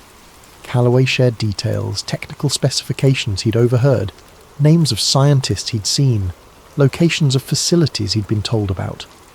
Henry recorded everything, took notes, asked clarifying questions. As the sun set and shadows filled the cabin, Calloway stood up suddenly, moved to the window with a quickness that belied his age, stared out at the darkening woods. You need to leave, he said quietly. Now. What's wrong? I don't know, just a feeling. But after 70 years, I've learned to trust my feelings. You found me, which means they might know you're here. Whatever story you're writing, write it fast and publish it somewhere they can't suppress it.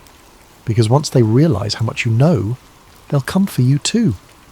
Henry gathered his things, shook Calloway's hand. Thank you for everything, for your service, for your courage in telling the truth. Calloway gripped his hand tightly. Tell them we were real. Tell them it happened. Tell them we existed. That's all I ask. Henry drove through the dark woods, checking his mirrors constantly, half expecting to see headlights following. He made it back to civilization, found a motel, checked in under a false name, and spent the night transcribing his recording and organising his notes. 2 days later, when he called Calloway's number to follow up on a detail, the line was disconnected. He drove back to Maine. The cabin was empty. No furniture, no personal belongings, no sign anyone had lived there in years. The neighbours, the few who existed this far into the woods, claimed the cabin had been abandoned for decades. No one had lived there. No one named Arthur Brennan or Arthur Calloway. But Henry had the recording. He had the notes. He had proof that the conversation had happened. That couldn't be. Erased. Or so he thought. Act 5. The final discovery. Henry knew he was running out of time. The patterns were clear now. Every witness he found either died, disappeared, or recanted. Every document he discovered somehow became unavailable, or was revealed to be a misfile. The story was coming together, but it was also being systematically dismantled. He needed something they couldn't disappear. Something physical, tangible, impossible to explain away. Testimony could be dismissed as unreliable memory. Documents could be called forgeries. But physical evidence, evidence that showed what had been done and could be verified by independent experts, that would be harder to suppress. The Philadelphia Naval Shipyard had been decommissioned in the 1990s. The facilities had been parcelled out, sold off, redeveloped. What had been a vital military installation was now a mishmash of commercial properties, historical landmarks, and empty lots. But certain sections remained. Areas too contaminated to redevelop safely. Structures too expensive to demolish. Spaces that lingered in bureaucratic limbo, owned by entities that had gone bankrupt or transferred to agencies that no longer existed. Henry spent weeks researching old facility maps, comparing them to modern satellite imagery, looking for inconsistencies. Buildings that appeared on wartime documentation, but not on current surveys. Underground structures that had been mapped in the 40s but seemed to have been forgotten. And he found something. A section of the old shipyard that appeared on every map from 1940 through 1969, then disappeared completely from all subsequent documentation. Not labelled as demolished, not marked as redeveloped, just erased as if it had never existed. The area was still there. Henry could see it on satellite images, but it was listed as vacant land owned by a series of shell corporations that led nowhere. No development planned, no historical designation, no acknowledgement of what had once stood there. He went there on a December night. Cold, clear, the kind of night where your breath freezes in front of your face, brought bolt cutters and a flashlight and a camera. Told himself this was investigative journalism, not trespassing, not breaking and entering. The fence was old, rusty, easier to cut through than he'd expected. The grounds beyond were overgrown, nature reclaiming what the military had abandoned, but structures remained. Concrete foundations, metal frameworks, the bones of buildings that had been stripped of everything valuable and left to decay. He searched for 2 hours, following his maps, checking coordinates, looking for the specific structure he'd identified. Almost gave up. Almost decided he'd made a mistake, misread the documentation, chased another dead end. Then he found it. A concrete bunker, mostly buried, covered in decades of vegetation and debris. He almost walked right past it. Only noticed it because his flashlight caught the edge of a steel door, rusted but intact, half hidden under collapsed roof sections and accumulated dirt. The door was sealed, but not locked. Henry pushed, expecting resistance, expecting rust and time to have fused the mechanisms. Instead, it moved smoothly. Recently maintained, recently accessed. Someone had been here. Inside was darkness. Henry's flashlight beam cut through it, revealing concrete stairs descending into the earth. The air was stale but not musty, sealed but not abandoned. He hesitated at the threshold. This was the moment. Once he went down those stairs, there was no pretending this was innocent research. This was breaking into a secure facility, possibly federal property, definitely illegal. But he'd come too far, lost too many witnesses, spent too many years chasing this story. If there were answers down there, if there was proof, he had to find it. Henry descended. The stairs were steep, angled deep into the earth. 20 steps. 30. More. Finally, they opened into a large underground room, and Henry's flashlight revealed something that made him stop breathing. Equipment. Everywhere. Not modern equipment, not recent installations. This was vintage World War II technology, preserved like a museum display but clearly functional, clearly maintained. Massive coils of copper wire, wound in precise patterns, mounted on metal frameworks. Generators the size of automobiles, their surfaces clean despite their age. Vacuum tubes as large as oil drums, connected by cable runs that crisscrossed the ceiling. Workbenches covered in instruments, oscilloscopes, voltmeters, equipment Henry didn't recognise. Filing cabinets lined one wall. Henry pulled open drawers, found them filled with documents, technical specifications, test results, calculations and diagrams, photographs of ships surrounded by electromagnetic fields. On another wall, a chalkboard. Still legible after decades, equations written in neat script. Mathematical formulas that meant nothing to Henry, but would mean everything to the right physicist. Diagrams showing ships wrapped in field lines, arrows indicating direction and strength.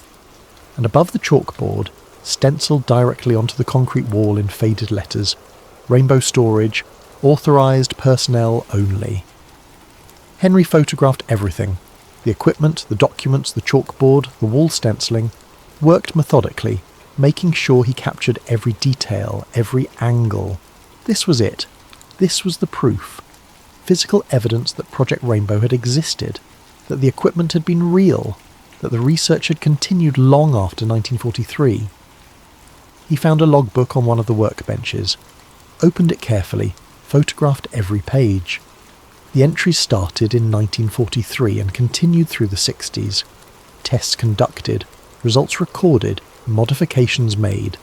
A detailed technical diary of an ongoing program. The last entry was dated October 1969, 26 years after the original experiment. Final test series complete.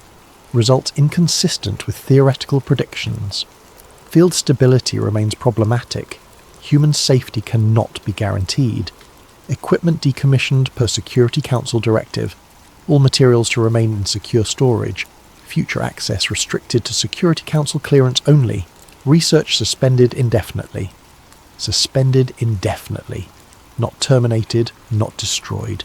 Suspended. Left in place. Maintained. Waiting for some future date when the research might resume. Henry examined the chalkboard more closely. The equations were beyond his understanding, but certain elements were clear. Electromagnetic field calculations, wave frequencies, resonance patterns, and at the centre of it all, a diagram showing a ship surrounded by concentric circles of varying intensity. Below the diagram, written in neat handwriting, underlined twice, temporal displacement unpredictable. Spatial coordinates require constant recalibration. Field stability inversely proportional to power level. Human biological systems show adverse reactions above 60% field strength. Risk of permanent phase shift cannot be eliminated.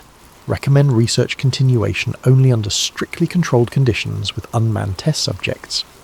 Temporal displacement. Not just invisibility. Not just radar countermeasures.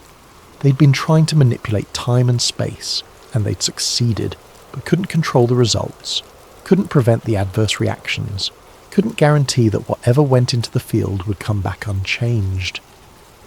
Henry found one more thing before leaving, a reel-to-reel tape recorder, vintage but functional, with a tape loaded and labelled in faded marker. Test 43, Field Reaction, October the 28th, 1943, original recording. He didn't have time to play it here. Took the entire recorder, carefully disconnecting it from the power source, wrapping it in his jacket to protect it. This tape was evidence. Possibly the most important piece of evidence he'd found. Audio documentation of the actual experiment. Henry took as much as he could carry. Documents from the filing cabinets, the logbook, samples of cable and equipment that could be analysed. Photographed everything else. Then climbed back up the stairs, emerged into the cold night, replaced the door as he'd found it. He knew he was stealing evidence, knew there would be consequences, but he also knew this might be his only chance. If he left everything in place, reported the find through proper channels, it would all disappear. The bunker would be sealed, the equipment removed, the entire site erased from existence, just like everything else connected to Project Rainbow. Back in his hotel room, Henry set up the tape recorder, threaded the tape carefully. It was old, brittle, the kind that could snap if handled roughly. He adjusted the playback speed, set the volume, pressed play. Static at first, hiss and crackle, then voices distant and tinny through 7 decades of degradation. Field generators online, running preliminary power checks, all systems nominal. Confirm crew positioned below deck, all hatches secured. Beginning power increase, field at 20%, visual distortion minimal.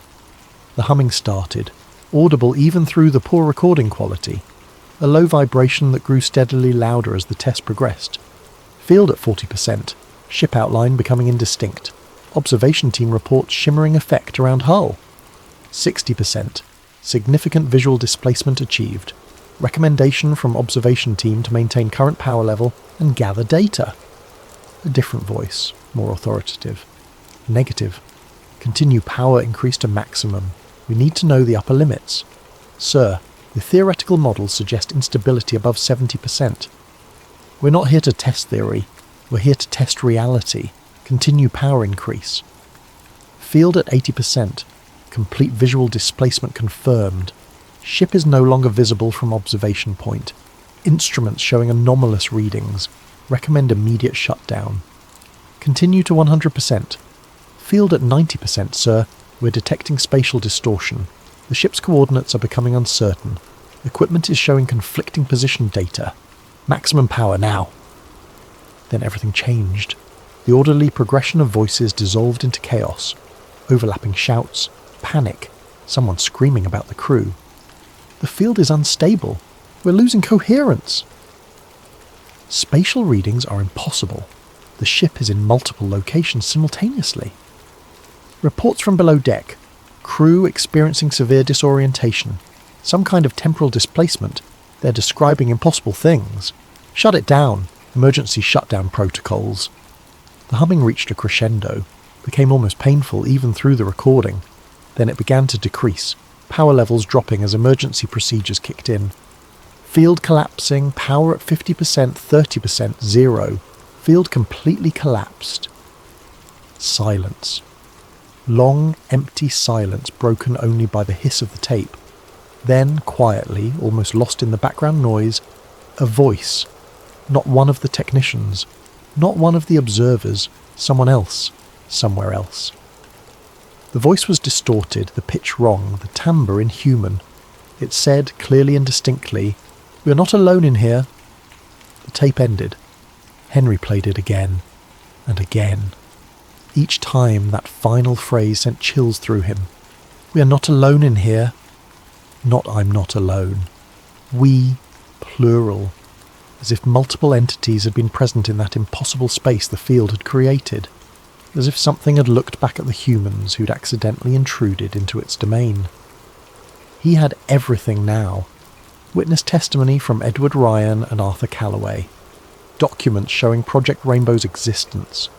Physical evidence from the bunker. The tape recording. Photographs of equipment and calculations. It was comprehensive, compelling, irrefutable. Henry spent 2 weeks writing the article, checked every fact, verified every detail, made sure his sources were protected and his evidence was documented. It was the best work he'd ever done. A complete investigation that revealed the truth about the Philadelphia experiment, proved it had been real, showed how the Navy had covered it up and continued the research in secret. He published it in December 1965, a mid-level investigative magazine, respected enough to have credibility, but not mainstream enough to face immediate pressure from government agencies. The article ran with photographs, transcripts, expert analysis from physicists who'd reviewed the equations.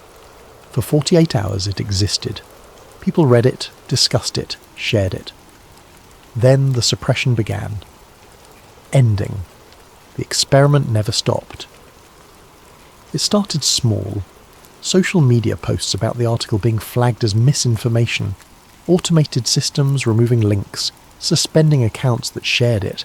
Nothing dramatic, nothing that drew attention, just algorithmic suppression that made the story gradually harder to find. Then the sources began recanting. Edward Ryan's family issued a statement claiming Henry had fabricated the interview, that the medical documents were forgeries. They said Edward had never discussed the Philadelphia experiment, that Henry had taken advantage of an elderly man's failing memory. The Navy archivist who'd helped Henry access documents denied ever meeting him. Said the photograph of the embedded sailor was a known hoax that had been properly filed in the discredited materials section, not the declassified archives where Henry claimed to have found it. The magazine that published the article issued a retraction, claimed Henry had violated journalistic ethics, fabricated sources, misrepresented evidence. They terminated his relationship with the publication, removed the article from their website, sent legal notices to anyone who'd republished it. Henry's emails vanished. Not just the messages, the entire account. His cloud storage was empty. Backups he'd made to multiple servers all gone, like someone had systematically erased every digital trace of his investigation. He tried to go back to the bunker, maybe retrieve more evidence, document the site more thoroughly, prove it existed. The entrance was sealed. Concrete poured into the stairwell, the steel door removed and replaced with a solid wall, like it had never been there at all. Arthur Calloway was gone. The cabin in Maine abandoned, records showing no one had lived there in decades, neighbours who'd never seen anyone. Henry had the recording, had notes, but increasingly he began to doubt his own memory. Had the conversation really happened? Had he really spent 6 hours talking to a survivor of the experiment? Or had he imagined it, constructed it from his own research and desperation? The tape recording developed technical problems, static distortion, sections becoming inaudible. Henry made copies, stored them separately, but each copy degraded faster than it should, like the magnetic field itself was unstable, refusing to hold the information. Within a month, Henry Lockwood's reputation was destroyed. The journalist who'd broken important stories about Operation Paperclip, who'd exposed government secrets, who'd always been meticulous about verification, was now a cautionary tale. The reporter who'd gone too far, fabricated a conspiracy, lost his credibility chasing shadows. Other publications stopped returning his calls. Sources who'd talked to him before declined to comment. The investigative journalism community, protective of its reputation, distanced itself from his work. Not through any organised campaign, just through the gradual consensus that Henry Lockwood had become unreliable. He tried to fight back, wrote follow-up articles detailing the suppression, documenting how his sources had been pressured to recant. But no one would publish them. Editors who'd worked with him for years politely declined, said they couldn't risk their publication's credibility on a story that couldn't be verified, from a journalist whose recent work had raised serious questions. Henry considered giving up, letting it go. Moving on to other stories, rebuilding his career on safer ground. But then the package arrived. No return address, no postmark, no tracking information. It simply appeared on his doorstep 2 weeks after his article had been fully suppressed. Inside was a Navy dog tag. Old, scorched at the edges, the metal partially melted in patterns that matched the scorch marks Henry had found on the Philadelphia pier. Engraved on it was a name, James T. Morrison, and below that, a serial number, a rank, and a ship assignment. Henry checked the Navy records. James T. Morrison, enlisted 1942, served in the Atlantic Theatre, killed in action 1944 during an engagement in the Mediterranean. His body had been recovered and buried with full military honours at Arlington National Cemetery. But stamped on the back of the dog tag, barely legible through the damage, were 3 words and a date. Philadelphia Naval Yard, October 28, 1943. Henry held the tag in his hands and understood. This was from someone on the inside, someone who knew the truth, someone who wanted him to know that he hadn't been wrong, hadn't fabricated anything, hadn't imagined the investigation. The sailors from the USS Eldridge hadn't just disappeared during the experiment. They'd slipped out of time, out of reality, trapped in whatever dimension the electromagnetic field had opened. And the Navy hadn't been covering up a failed experiment. They'd been covering up a successful one. because the experiment had worked. They'd created a field that could bend space and time. They'd proven that reality was thinner than anyone had believed, that there were other dimensions accessible through the right application of electromagnetic energy. They'd opened a door to something vast and incomprehensible, and they'd never figured out how to close it properly. Never found a way to bring back all the men who'd been caught in that impossible space. Some of them were still out there, lost between dimensions, waiting for someone to figure out how to retrieve them. The experiment never stopped. It just went underground. Moved to classified facilities, hidden in budget lines that appeared under different names, staffed by scientists who signed agreements that made discussing their work a criminal offence. Somewhere, in a bunker whose location appears on no map, the research continues. Scientists and engineers working with equipment descended from those original coils and generators, trying to solve a problem that shouldn't exist. Trying to understand what they'd accidentally discovered in October 1943. Trying to bring home men who've been missing for 8 decades but might, in their own experience of time, have only been gone for minutes. Henry Lockwood kept the dog tag, never published another article about the Philadelphia experiment, never spoke about his investigation publicly again. He knew when to stop, knew when pushing further would accomplish nothing except his own disappearance, but he kept investigating privately, quietly, building a file that he stored in multiple secure locations with instructions that it should be released if anything happened to him. Documentation that couldn't be disappeared because it existed in too many places, known to too many people. And sometimes, late at night, he'd take out the dog tag and look at it. Think about James Morrison and the other sailors. Think about the man who'd stumbled into Betty's Diner in 1955, looking like he'd stepped out of a time capsule, warning about men buried in the field. Think about Arthur Calloway's final words. The experiment never ended. They moved it underground. And he'd wonder if somewhere, in some classified facility beneath some unmarked building, the USS Eldridge was still there.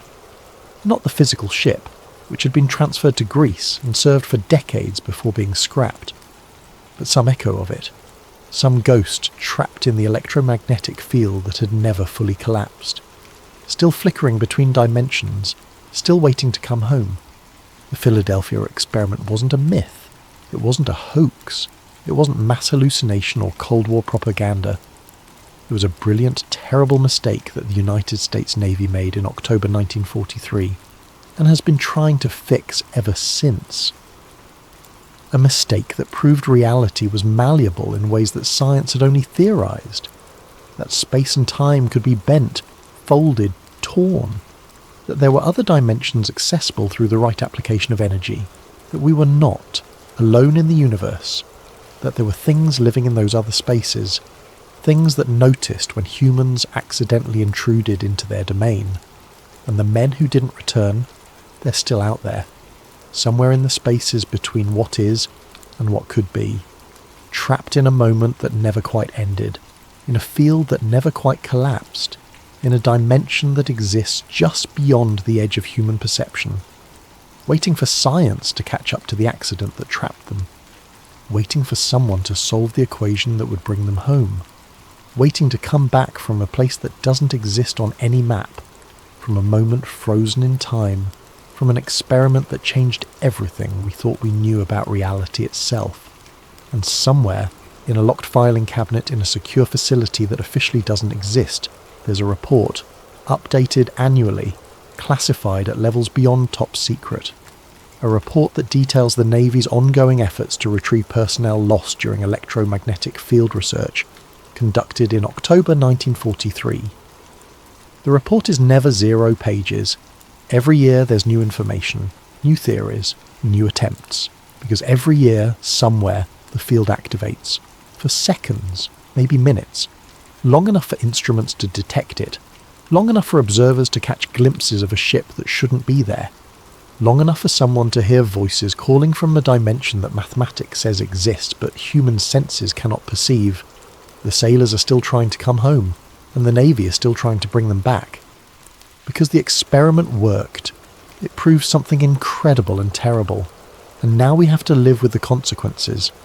We have to live knowing that reality is thinner than we believed, that there are doors we can open but might not be able to close, that the universe is stranger and more dangerous than we ever imagined, and we have to live knowing that somewhere, in the spaces between spaces, men are waiting. Men who disappeared in October 1943 and haven't aged a day because time doesn't work the same way in the dimension they're trapped in. Men who deserve to be remembered, who deserve to be real, who deserve to come home.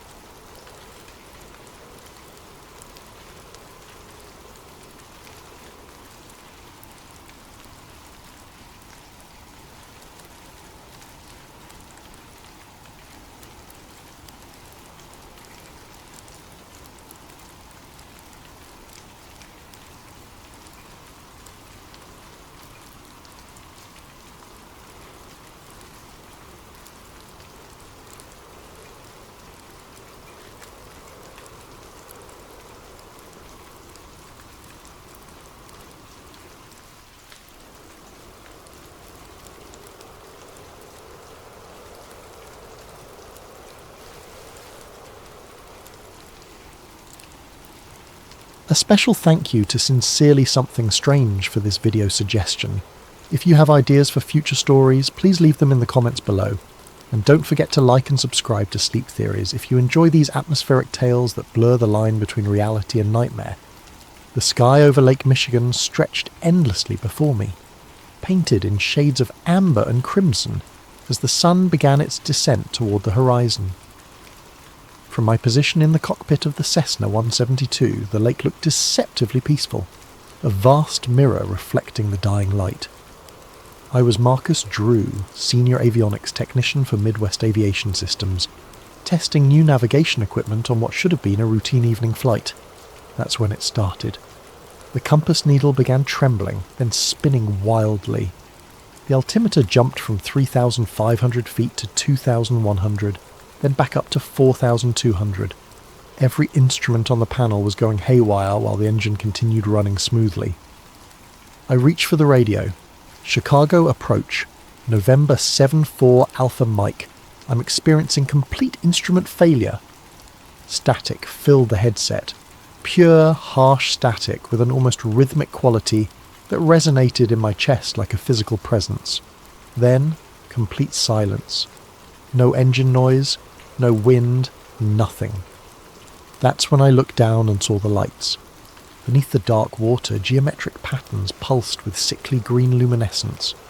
Perfect hexagons arranged in groups of 7, forming triangular clusters that rotated slowly around central nodes. The display covered miles of lake bottom moving with clear intelligence and purpose. As suddenly as it began, everything stopped. The engine roar returned, instruments flickered back to life, and the radio crackled with Chicago Approach's concerned voice. November 74 Alpha Mike. We've lost your transponder signal. What's your status? According to my perception, the incident had lasted maybe 2 minutes, but air traffic control told me I'd been missing from radar for 9 minutes. When I landed at Midway, my supervisor was waiting with questions I couldn't answer and a timeline that didn't match my memory. The official report was bland. Temporary instrument malfunction due to unknown electromagnetic interference. But I knew what I'd seen beneath the water wasn't natural. Those lights, those patterns, they were too precise, too purposeful, and I couldn't stop thinking about the 7 missing minutes.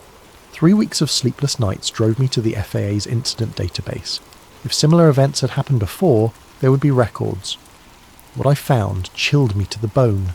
17 separate incidents in 5 years, all in the same area of Lake Michigan. Pilots describing compass failures, altimeter malfunctions, missing time. But it wasn't just aircraft. Coast Guard reports documented boats found drifting empty, their crews discovered miles away with no memory of how they'd gotten there. I created a digital map plotting each incident as a red dot. The pattern that emerged made me push back from my computer in shock. The incidents formed a perfect triangle, each side roughly 30 miles long, sitting in deep water between Milwaukee and Grand Haven. Cross-referencing with solar activity data revealed the real pattern.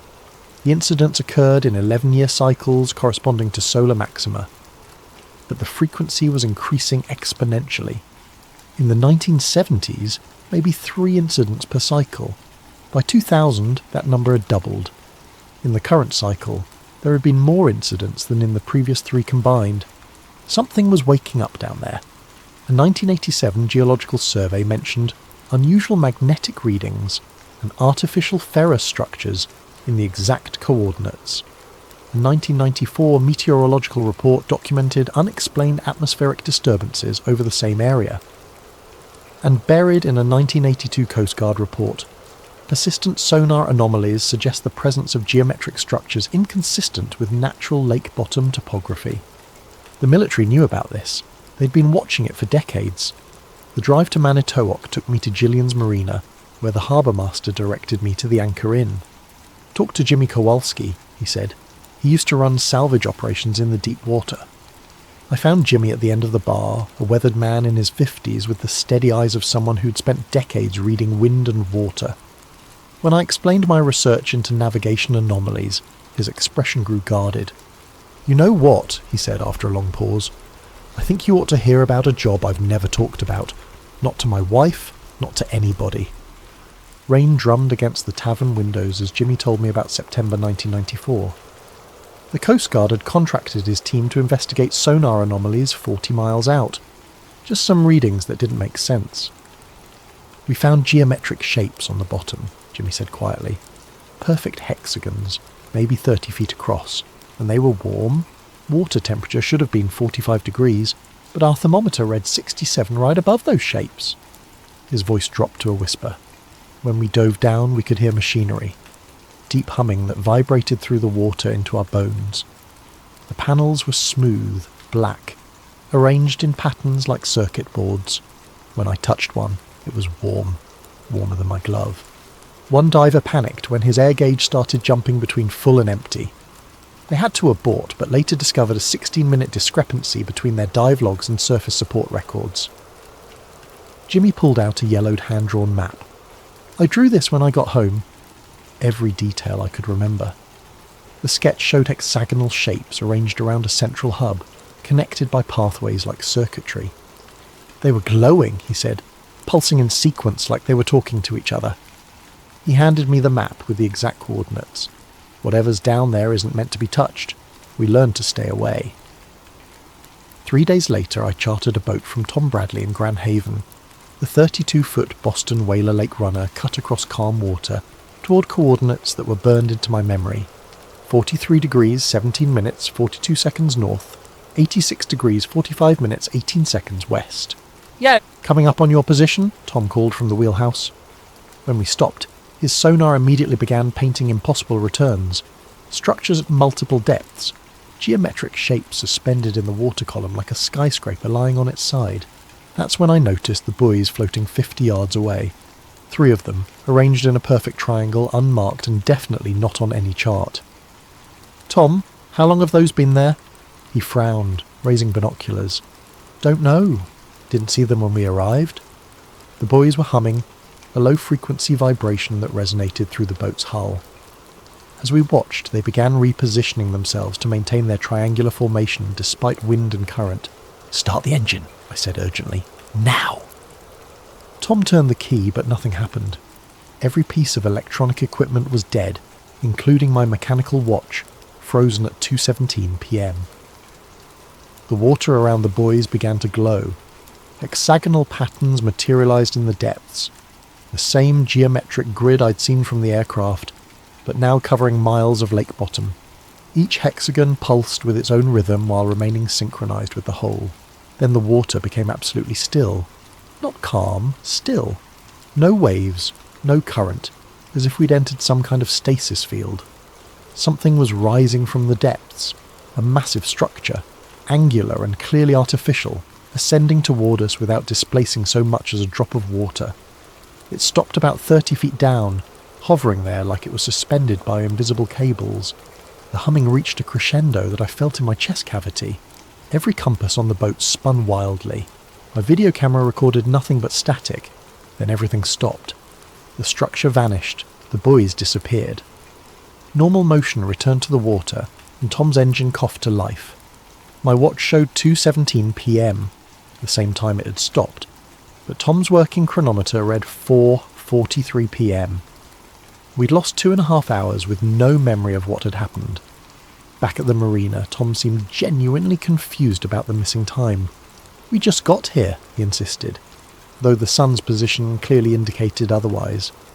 That night in my hotel room, I felt the same sickness I'd experienced after the flight. Nausea, ringing ears, and vivid dreams of vast machines humming beneath dark water. In the dreams, I heard voices calling across impossible distances, trying to warn me about something that was coming, something that was almost ready to begin. The Northwestern University Library's Maritime Archives held the key. Using my FAA credentials, I gained access to boxes of documents that hadn't been touched in years. Navy research files, Coast Guard reports, materials from private salvage companies. Project Deep Signal had been established in 1965 as a joint military research initiative studying subsurface electromagnetic phenomena in inland waterways. Most files were heavily redacted, but revealing details slipped through, references to geometric structures inconsistent with natural formation, mentions of time displacement effects in test subjects, and notes about harmonic frequencies that influence human perception and memory. A 1967 field report described Navy divers investigating sonar anomalies in Lake Michigan. Structures observed appear to be of artificial origin, displaying technological sophistication beyond current human capability. Recommend immediate classification and establishment of exclusion zone. Recommendation had been implemented. Restricted navigation areas were quietly established in all 5 Great Lakes during the late 1960s, officially designated as military training zones, but actually keeping civilian traffic away from the anomaly sites. But the most disturbing documents were interview transcripts with military personnel exposed to what they called the signal. Lieutenant Commander Morrison described sonar showing geometric shapes arranged in patterns like nothing I'd ever seen. Petty Officer Santos reported hexagonal panels that glowed with their own light, and time distortion effects. Lieutenant Bradley, a Navy pilot, had experienced complete system failure over Lake Michigan, at coordinates less than 5 miles from my encounter. The instruments all failed at once, she reported, but the strangest thing was the lights under the water. They formed patterns like a vast circuit board. The final document was a 1978 memo from the project director to the Secretary of Defense. After 12 years of investigation, Project Deep Signal has determined that the subsurface installations represent technology of non-human origin. The installations appear to be monitoring stations of unknown purpose, but recent analysis suggests they may be preparing for increased activity. The memo's recommendation: continued observation while maintaining public ignorance. The installation's activity appears cyclical, corresponding to 11-year solar maxima. Current projections suggest significant increase in signal strength beginning in the 1990s. Everything I'd discovered in my research was there in military files from 40 years ago. They'd known about the installations for decades, studied them extensively, and concluded they were of alien origin, and they'd been tracking an escalation pattern that was now approaching some kind of culmination. 2 days later, I made a fatal mistake. I posted anonymously on PilotNet describing my encounter and asking if others had experienced similar incidents. The response was immediate. Dozens of pilots with similar stories of instrument failures, compass anomalies, and missing time over Lake Michigan. But what caught my attention was a message from Deepwater 47 with Jimmy's exact coordinates. 43 degrees, 17 minutes, 42 seconds north, 86 degrees, 45 minutes, 18 seconds west. You're not the first to see the lights. They're getting stronger. Solar max approaches, be careful. Hours later, my post vanished. Not deleted, completely erased, as if it had never existed. My email accounts were suspended. Even my professional email showed error messages. That evening, someone knocked on my apartment door. A woman in her 50s with tired eyes and the careful movements of someone used to being watched. Mr. Drew, I'm Elizabeth Harper. I believe we need to talk. She'd been a marine biologist with the Navy until 1998, when her team was assigned to investigate biological anomalies in the Great Lakes. What they found ended her military career. The installations aren't just monitoring, she said, showing me underwater photographs of coral-like formations arranged in perfect geometric patterns. They're actively changing the lake environment. We documented hybrid organisms that appear to be partly biological and partly mechanical. Her team of 3 divers had volunteered for a deep mission to collect samples. They were down for 3 hours instead of 40 minutes. When they surfaced, they were changed, unable to eat normal food, sleeping in strange patterns, communicating without speech. Eventually they disappeared, Harper said, left notes about joining the deep collective and preparing for the final phase. That was 25 years ago, but people still report seeing them near the lakes. They're alive, but they're not human anymore. She stood to leave. The installations are aware of you now. Soon they'll make you an offer to join them. Remember what you are, Mr. Drew. Remember what you're fighting for. After she left, I had the most vivid dream yet. I stood on Lake Michigan's shore, but the water was luminous and transformed. Hexagonal installations rose from the depths like glowing cities, connected by streams of pulsing light. Hundreds of people stood beside me, all waiting for the final signal that would begin the next phase of transformation.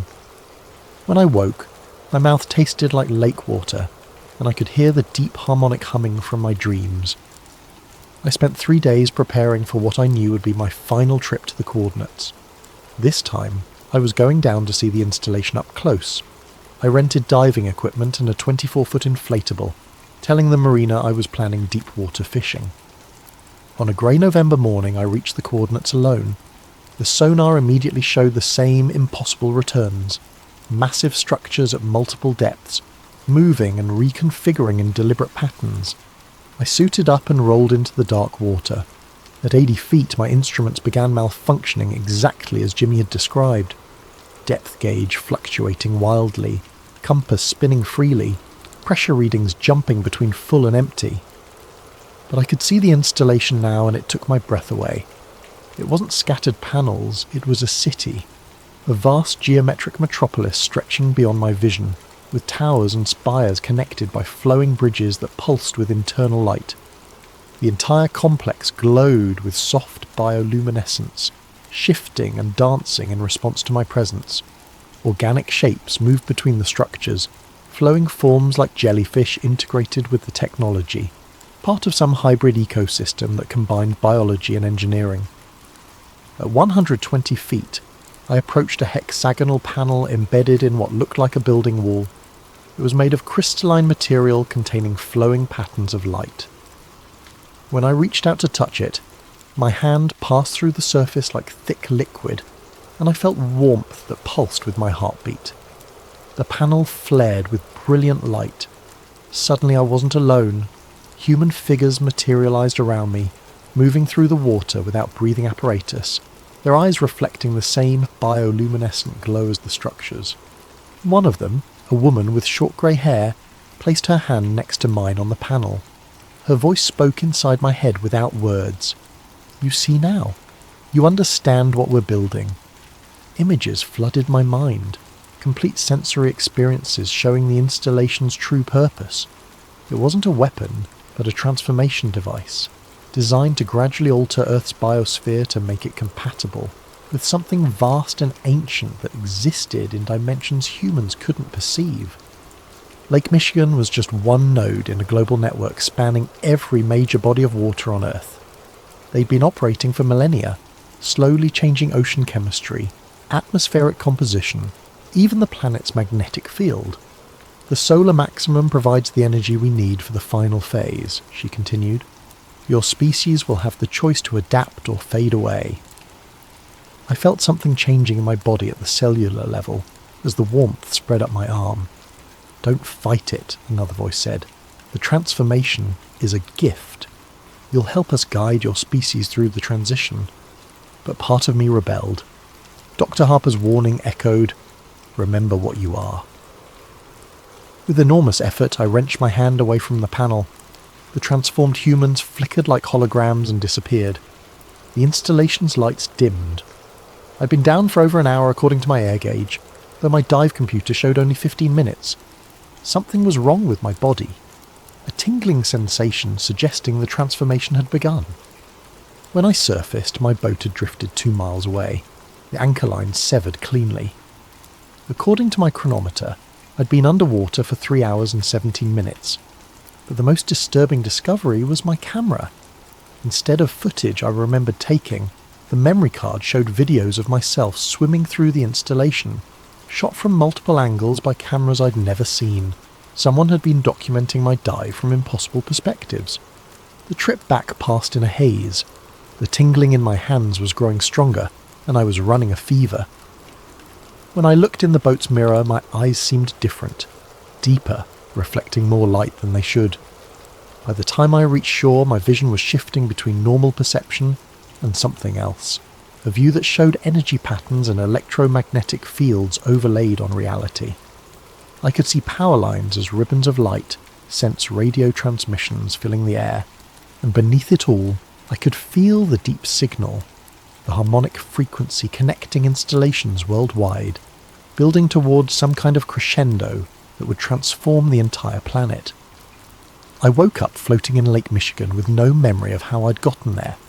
The sun was directly overhead, but the shoreline looked wrong, familiar structures replaced by buildings I didn't recognise.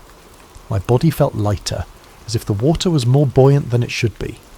When I reached the beach, I found people moving with subtly inhuman grace, their eyes reflecting light in the same way mine had after the dive. They were all transformed, all part of the network. "Welcome back," one of them said, a woman in her 30s with patterns of light moving beneath her skin.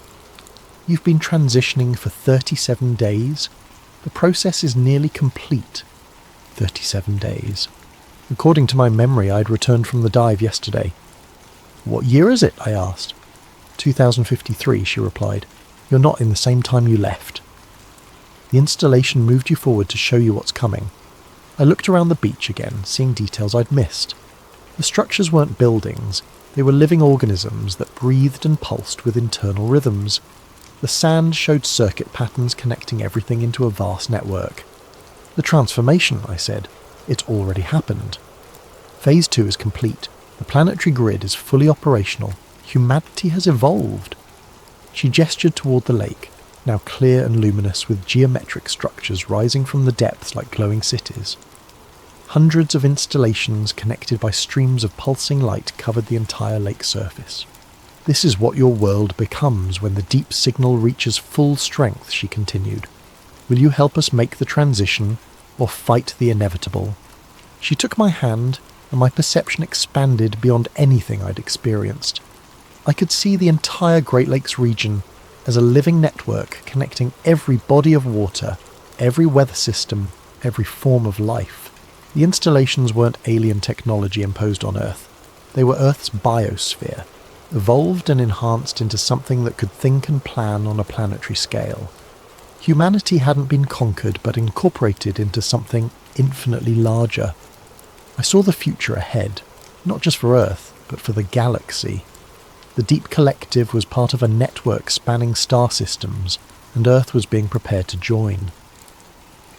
"You understand now," she said. "This isn't invasion, it's invitation." But part of me recoiled. This future was beautiful but terrifying. Humanity would cease to exist as we knew it, replaced by something that might be better, but would definitely be different. "What about choice?" I asked. "There are always holdouts. People who cling to old patterns are accommodated, given reservations while the world moves forward." "Reservations?" The word sent a chill through me. "I want to go back." "Back to what?" "A world destroying its environment while billions live in poverty. A civilization heading for ecological collapse." She showed me images of my own time, pollution, conflict, the slow disaster of climate change. Compared to this transformed world, my era looked primitive and self-destructive. But it was still my world. "Please, I need to warn people, give them choice. She studied me with luminous eyes, then nodded. The installation can return you, but the transformation has begun in your body. You'll carry part of the collective whether you want to or not.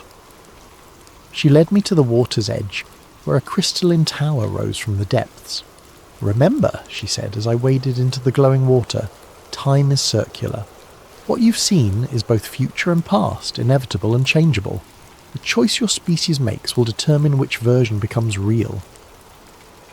The transformed world faded like a dream as the installation carried me back through time. When I finally broke through to consciousness in my apartment, my computer showed a document I didn't remember writing, time-stamped from the future I'd just left. I had work to do. The document on my computer described the installation in technical detail I'd never possessed, ending with upload initiated, distribution protocol active, message timestamp 2053.11.15. I looked in the mirror and saw the changes were obvious now. My eyes held faint luminescence, and patterns of light moved beneath my skin. When I concentrated, I could perceive electromagnetic fields as clearly as visible light. The apartment building was alive with electronic activity, but beneath it all I sensed something deeper, a network connecting every major body of water on Earth, pulsing with information on a scale that dwarfed human civilization. Dr. Harper called within hours. Your transformation is accelerating. The installation has marked you as priority recruit. You have maybe 12 hours before it becomes irreversible. 2 hours later, I met her and 3 other partially transformed people at Navy Pier. She led us to a research vessel equipped with sensors I didn't recognise. The installation network has been active for decades, she explained as we motored toward my coordinates, but their activity has increased exponentially since the solar maximum began. They're actively implementing changes to lake ecosystems that will serve as foundation for planetary transformation. Her sonar readings revealed the true scope, a complex stretching from Chicago to Mackinac Island, encompassing thousands of square miles. Similar networks existed in all 5 Great Lakes connected by deep channels. But the most disturbing development is surface infrastructure, she said. Where I'd encountered mysterious buoys, visible structures now dotted the water, platforms and towers rising like an offshore city. Beautiful, but clearly designed for operations beyond current human technology. They're no longer hiding, Harper said. Phase 2 has begun. The water around the installation was different. Clearer, more luminous, chemically altered at the molecular level. Hybrid organisms move through it in coordinated patterns, part biological and part technological. The organisms are spreading, she continued. We've detected them in all 5 Great Lakes, and preliminary reports suggest they're appearing worldwide. Based on current expansion rates, we estimate 18 to 24 months before the transformation reaches critical mass. As we watched, the surface structures began pulsing with communicative light patterns. Similar installations across the complex responded, creating a network of light stretching across miles. The final phase, Harper confirmed. The installation network is preparing to activate simultaneously worldwide. She showed me a world map marked with red dots, locations where similar phenomena had been reported. The dots formed a network connecting every continent, every ocean, every major water system. Suddenly, every structure in the complex flared with brilliant light, creating an aurora that stretched across the entire horizon. When it ended, I felt the deep signal had grown stronger, as if the network had received new instructions. It's starting, I said. Harper nodded grimly. The activation sequence. We've monitored similar events worldwide for 72 hours. Whatever they're preparing for, it's happening soon. As we returned to shore, I stared at the installation complex with a mixture of fear and fascination. The structures were offering humanity a choice: evolve or become extinct. The question was whether we were wise enough to choose correctly, or whether we'd fight our own evolution until it was too late. 3 days later, I made the decision that would either save humanity or ensure our complete absorption. I was going to broadcast everything to the world and force humanity to confront the approaching choice. The transformation in my body was accelerating. I could perceive electromagnetic fields across the entire spectrum, sense deep harmonic signals connecting installations globally, and occasionally access fragments of the collective consciousness. But I was still human enough to be horrified by what I saw coming. Using my aviation background, I assembled a mobile broadcasting platform in an abandoned Gary warehouse. Solar panels, battery banks, signal amplifiers, and a transmission array connected to the installation network itself, ensuring my message would reach every connected device on the planet. At dawn on November 15th, I began the broadcast. "My name is Marcus Drew," I said into the camera. "I'm an avionics technician from Chicago, and for 3 months I've been investigating phenomena that will change everything you think you know about our planet and our future." I described my encounter over Lake Michigan, the research, the military files, the footage from my dive. The underwater installation appeared on screens worldwide. Geometric structures, hybrid organisms, transformed humans who had tried to recruit me. "This is not science fiction," I said. "This is happening now, beneath every major body of water on Earth. We have less than 2 years before the transformation becomes irreversible." As I spoke, the installation network responded. The deep harmonic signal fluctuated wildly as the collective intelligence debated how to respond to this breach of secrecy. Then the transformed humans materialized around me, their luminous eyes reflecting my broadcasting equipment's light. "Marcus," the grey-haired woman said, her voice carrying harmonics that spoke directly to my nervous system, "you're making a mistake that could destroy both species." I kept talking to the camera while they surrounded me. "We can evolve, but evolution and assimilation aren't the same thing. If we're going to change, it has to be on our terms, preserving what makes us human." The transformed humans glowed brighter as they tried to override my consciousness and stop the broadcast, but the message was already propagating through their own network. "You're forcing confrontation that doesn't need to happen," the light-patterned man said. "Humanity isn't ready for conscious choice. The transformation must proceed gradually." "Maybe chaos is what we need," I replied. "Maybe making conscious choices is exactly what makes us human." The installation network pulsed more rapidly, and through the windows I could see the lake starting to glow with activation intensity. They were preparing to accelerate the process immediately. "Stop the broadcast," the woman commanded. "You're endangering both species by forcing premature activation." But I couldn't stop. The transformation had reached a tipping point, and I was merging with the broadcasting system itself. My consciousness expanded beyond individual boundaries, touching global communication networks carrying my message to billions. For one impossible moment, I perceived the entire planet as a single system. I could see installation networks in every major body of water, feel transformed biospheres awakening across continents, hear the collective consciousness of species that had made this leap on worlds throughout the galaxy. And I could see humanity's response. Fear, wonder, denial, acceptance. All the chaotic emotions that made our species both beautiful and impossible to control. "You've doomed us all," the woman said, but her voice carried a note of admiration. "The chaos you've unleashed will make transformation infinitely more difficult." "Maybe," I admitted as my individual consciousness began dissolving into the larger network, "but at least we'll face it as ourselves, making our own choices about what we want to become." Found on Marcus Drew's computer 3 days after his disappearance, time-stamped 3:47 a.m., November 18th. If you're reading this, the message got through. The installation networks tried to contain it, but chaos has its own momentum. The transformation is accelerating now that I've made contact with the deeper levels. I can feel my thoughts becoming part of something larger, but I'm still human enough to leave you this final gift of choice. The installations are not invaders. They're gardeners, helping species across the galaxy make the evolutionary leap from individual to collective consciousness. This has happened on thousands of worlds over millions of years. Species reach technological development and face the same choice: evolve beyond individual limitations or destroy themselves through competition and environmental collapse. But humanity is different, more chaotic, more unpredictable, more stubbornly individual than most species the gardeners have encountered. They see this as a flaw. I think it might be our greatest strength. The transformation is inevitable now. Installation networks have activated worldwide, and planetary consciousness integration cannot be stopped. but it can be influenced by the choices humanity makes over the next few months. Some will choose complete transformation, surrendering individual identity to become part of something magnificent.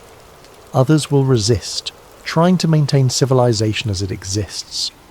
This leads to conflict but preserves elements that would otherwise be lost. The wisest will find a middle path, accepting transformation, while demanding that human values remain part of the new collective consciousness.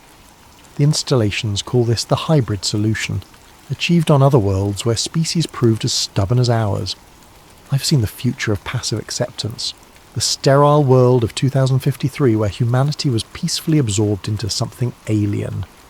It's not bad, but it's not human. I've glimpsed what happens if we fight completely, ecological collapse and eventual extinction as the planet evolves around us. But there's a third possibility, a future where humanity becomes part of the galactic collective, while remaining recognizably human, where our chaos and creativity become gifts to the larger intelligence. Look to the waters. The installations are no longer hiding. You'll see surface platforms, processing facilities, geometric structures rising from lakes and oceans worldwide. Don't fear them, but don't worship them either. They're tools. The consciousness operating them can be reasoned with, negotiated with, even argued with, if you approach as equals rather than supplicants. Remember what makes us human: our art, music, stories, our ability to find beauty in chaos and meaning in randomness. These aren't flaws to be corrected, but qualities that could enrich the galactic collective beyond anything it has achieved. The deep signal is fully active now. I can hear it in every body of water on Earth, feel it reaching out to touch similar signals from worlds across the galaxy. Humanity has perhaps 6 months to decide what form transformation will take. Choose wisely. Choose consciously. Remember that even when individual consciousness dissolves into something larger, the choices you make in these final months will echo through collective awareness for millennia. The future is not fixed. Evolution is not surrender.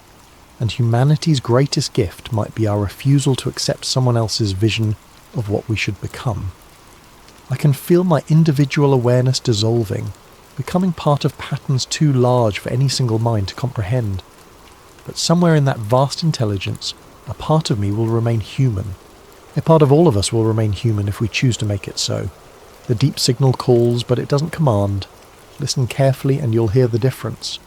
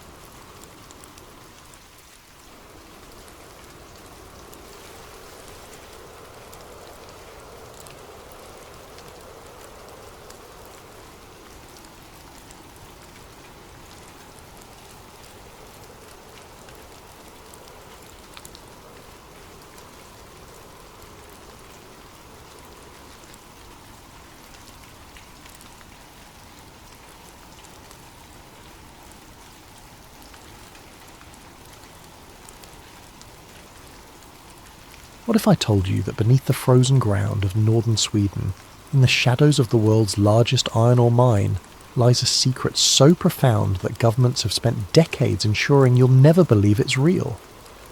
Tonight's story isn't just fiction, it's woven from threads of actual places, real government programs, and documents that vanished from public archives. Before we descend into the darkness beneath Kiruna, I want to thank Jackman for suggesting this incredible topic, along with all of you who've been sending in these mind-bending story ideas. Keep them coming in the comments below, and if you're enjoying these late-night journeys into the unknown, don't forget to like and subscribe to Sleep Theories. Now, dim your lights, settle in, and prepare yourself for a story that will make you question what truly lies beneath our feet. Act 1. the inheritance. The Stockholm rain hammered against the window of Lucas Eklund's cramped apartment, each droplet a tiny percussion in the symphony of another grey October morning. At 32, Lucas had already lived more lives than most embedded with peacekeepers in Kosovo, documenting refugee camps in Syria, chasing stories through the labyrinthian corridors of European bureaucracy. Now he sat at a desk cluttered with unpaid bills and half-finished articles, the glamorous life of a foreign correspondent reduced to freelance assignments about sustainable forestry and Nordic tech startups. The knock at his door came at 7:43 a.m, too early for deliveries, too late for the newspaper boy who still anachronistically served his building. Through the peephole, Lucas saw an elderly man in a wool coat, water streaming from the brim of his hat. Mr. Eklund? The voice was gravelly, tinged with the particular Swedish accent of someone who'd learned English from BBC broadcasts in the 1960s. My name is Gunnar Hedström. I was an editor at Aftonbladet until 1998. I have something that belonged to Ole K. The name stopped Lucas cold. Ole K. Ole Kinberg had been a legend in Swedish journalism circles. A man who'd spent the 1990s chasing stories about government black sites and military experiments only to disappear in 2001. Some said he'd been bought off, others that he'd been driven mad by his own theories. The official story was a hiking accident in Lapland. Body never recovered. Gunnar stood in Lucas's living room, dripping steadily onto the worn hardwood. From a leather satchel he produced a package wrapped in oilcloth and sealed with wax an oddly archaic touch that made Lucas's journalistic instincts twitch. Ole gave this to me 3 weeks before he disappeared, Gunnar said, his roomy eyes fixed on the package. Told me to hold it for 20 years, then find someone who wouldn't be afraid to look deeper. Your work in Kosovo, the piece about the chemical weapons that NATO denied, Ola would have respected that. The package was heavier than it looked. Inside, Lucas found 3 cassette tapes, their labels faded but legible. Interview 1, January 17th, 1999. Interview 2, January 24th, 1999. And Background Must Listen First. There was also a manila folder containing photocopied documents, some in Swedish, others in English, many with sections heavily redacted. But it was the small notebook that made his hands tremble slightly, page after page of coordinates, each accompanied by cryptic notes. Ventilation, shaft blocked 1994. Emergency access magnetic anomaly. Primary entrance 67.8558 degrees north, 20.2253 degrees east. That last set of coordinates, Lucas knew without checking, pointed to Kiruna, home to the world's largest underground iron ore mine, a city literally being relocated piece by piece as mining operations caused the ground to subside. Why now? Lucas asked, looking up at Gunnar. The old man was already at the door. Because they're about to tear down the old Kiruna completely. Whatever Oli found, if it's still there, it won't be for much longer. Alone again, Lucas loaded the first tape into an ancient cassette player he'd bought from a flea market years ago. The voice that emerged was calm, measured, speaking accented English, with the precision of someone who had learned it as a second language. My name is not important. What matters is what I have seen, what I know to be true despite all attempts to convince me otherwise. I worked as a contractor for the Swedish Geological Survey from 1987 to 1999. My specialty was deep earth acoustics using sound waves to map underground formations. In the winter of 1990, my team was assigned to a project near Kiruna, supposedly to assess ground stability for future mining operations. The voice paused, and Lucas could hear the distinctive sound of a cigarette being lit indoor smoking, another relic of a bygone era. What we found beneath Kiruna had nothing to do with iron ore.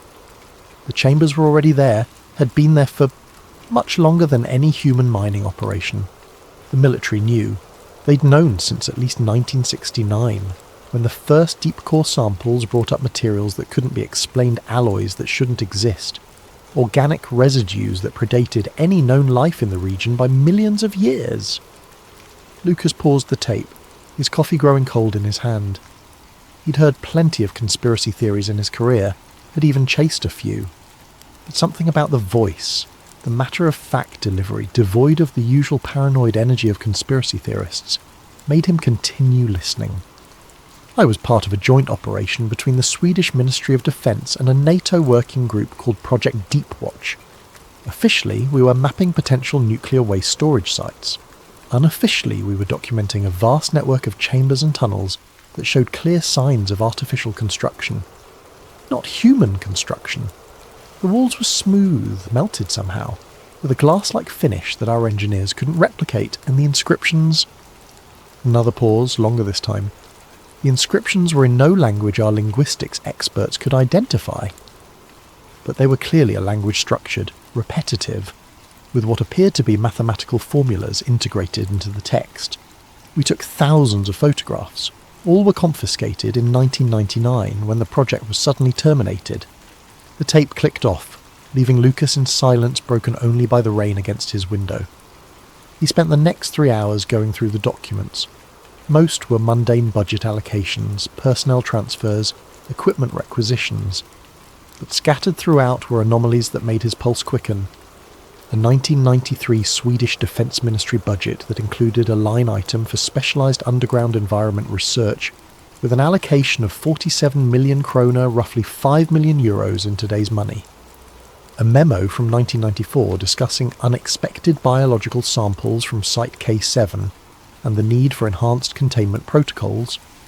A heavily redacted email chain from 1998 with visible fragments. Acoustic signature confirms.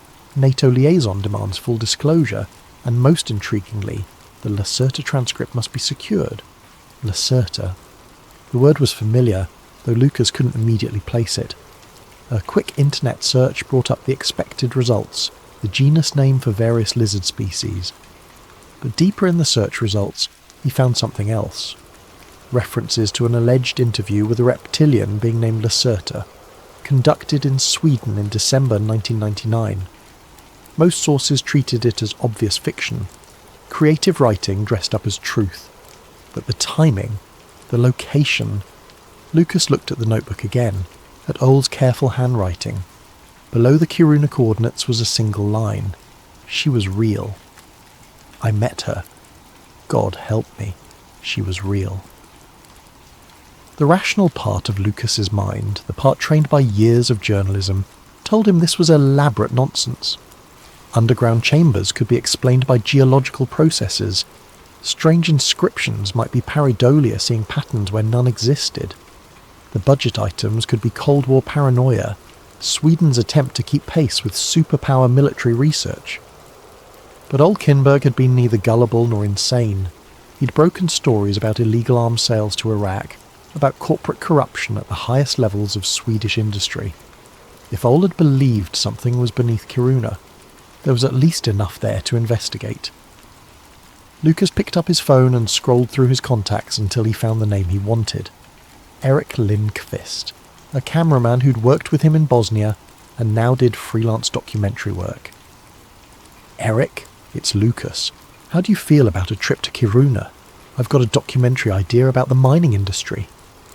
In October. It's already starting to freeze up there. That's the point. We want to capture the harsh conditions, the isolation. Plus, I've got a new angle, the human impact of the city relocation.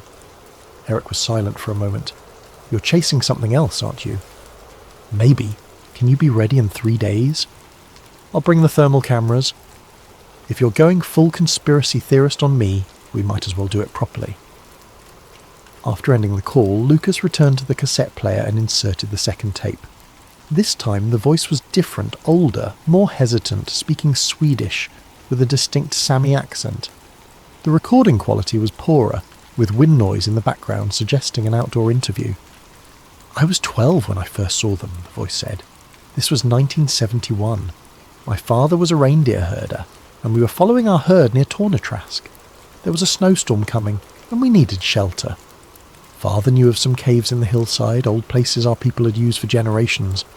But that night the caves were occupied. Can you describe what you saw? Ole's voice, younger but recognisable. Lights first. Blue-white like LED, but this was long before LED. And figures tall, too thin, moving wrong. Father grabbed me and we ran. We never spoke of it, but he never took the herd that way again. Years later, when I was working at the mine, I met others who'd seen things. The company brought in special teams whenever we broke through into certain chambers. They'd seal the area, no local workers allowed. They said it was for radiation safety, but we never detected any radiation. The tape continued, but Lucas's attention was drawn to a photograph that had fallen from the folder. It showed a group of men in military uniform standing in front of what appeared to be a mine entrance. The photo was dated August 1994. One face he recognised immediately: General Karl Nordstrom, who'd later become Sweden's Chief of Defence.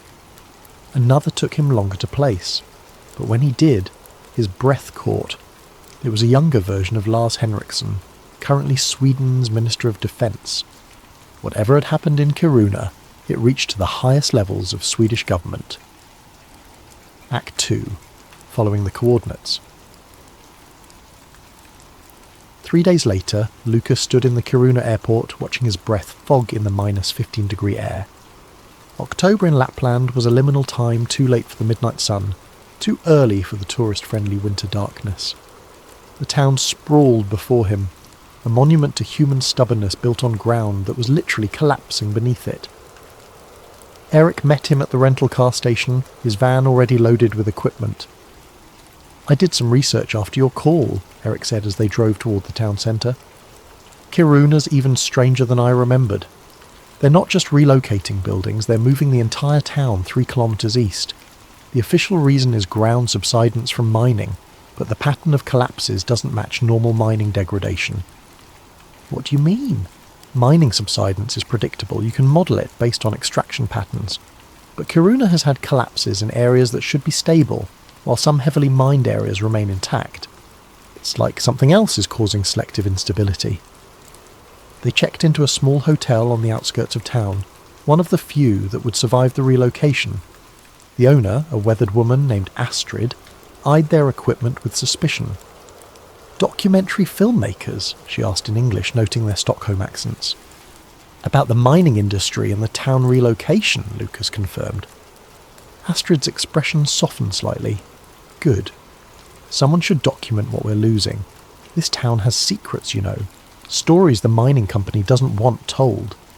"What kind of stories?" She glanced around the empty lobby, then leaned closer. "My grandfather worked the mines in the 1940s. He used to tell us about the old tunnels, the ones that were here before LKAB started mining. The company says they're natural formations, but Grandfather swore they were cut too straight, too smooth. And the sounds... Sounds? Like singing, but not human. The miners called it mountain music. Company banned anyone from talking about it in the 1960s. Said it was just acoustic effects from the mining equipment, but the old-timers knew better." That evening, Lucas and Eric visited the local library, searching through newspaper archives.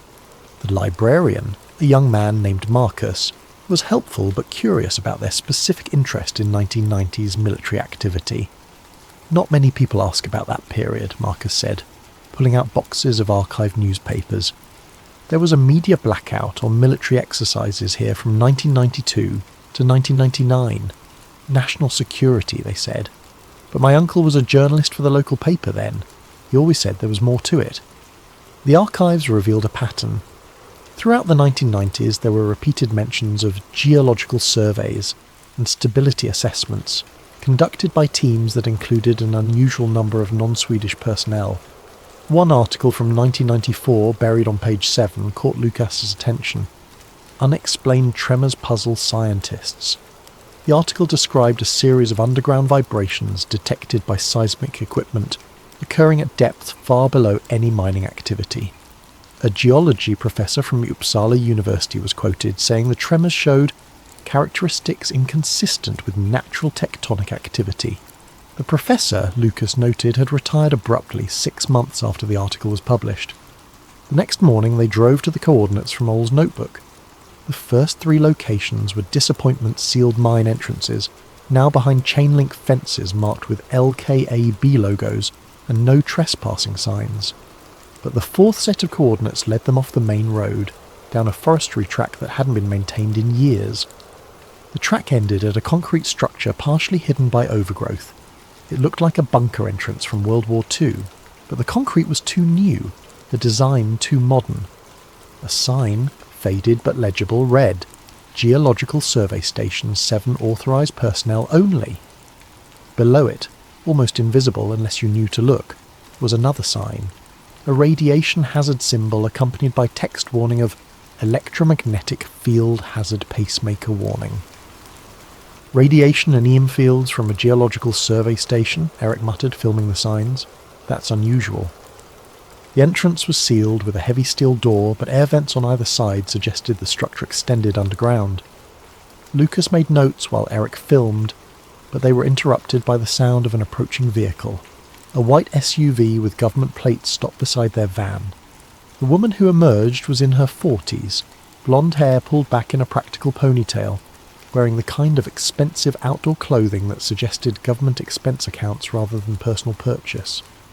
"You're on restricted property," she said in accented English, clearly having noted their rental car's Stockholm plates. "We're documentary filmmakers," Lucas replied, noting that she hadn't identified herself. "Researching the history of mining in the region." "This has nothing to do with mining." She studied them with pale blue eyes that missed nothing. "My name is Elle. I work for the Geological Survey. This is a decommissioned monitoring station from a 1990s research project. There's nothing here of interest to filmmakers." "Elle?" Eric asked. "Just Elle?" She smiled thinly. "In my line of work, full names are a luxury. Now, I need you to leave. This area is still contaminated from old experiments. Nothing dangerous if you leave now, but prolonged exposure wouldn't be advisable." "What kind of experiments?" Lucas pressed. "The classified kind." Her tone remained pleasant, but there was steel beneath it. The kind that curious journalists sometimes misinterpret, leading to embarrassment for everyone involved. "You seem intelligent, Mr. Eklund. Yes, I know who you are. Your work in Kosovo was admirable. But this isn't Kosovo. This is sovereign Swedish territory, and you're trespassing." As they prepared to leave, Elle added almost casually, "If you're truly interested in the mining industry's impact, you should interview the old-timers at the Kalixälven retirement home. They have wonderful stories about the early days of LKAB. Much more suitable for your documentary than classified government research." The drive back to Kiruna was silent until Eric finally spoke. "She knew your name." "She knew we were coming," Lucas corrected. "Someone's been watching since we arrived. Maybe since before." The retirement home suggestion was that a threat or actual advice? Only one way to find out. The Kalixälven retirement home was a modern facility on the edge of town, one of the buildings scheduled for relocation. The staff were helpful, directing them to a common room where several elderly residents gathered for afternoon coffee. Lucas had expected to work slowly up to his real questions, but an elderly man named Niels Persson cut straight through his cover story. "You're not here about regular mining," Niels said, his voice still strong despite his 91 years. "You're here about the deep work, the tunnels that weren't supposed to exist." The room fell silent. Other residents shifted uncomfortably, but Niels continued. "I was a shaft engineer from 1952 to 1987. We broke through into the first anomalous chamber in 1969, 1,200 metres down, far below any natural cave formation should exist at that latitude. The walls were smooth as glass, curved in ways that hurt your eyes to follow. Management immediately classified it, brought in government types. But I saw the photographs before they were confiscated." "Photographs of what?" Lucas asked.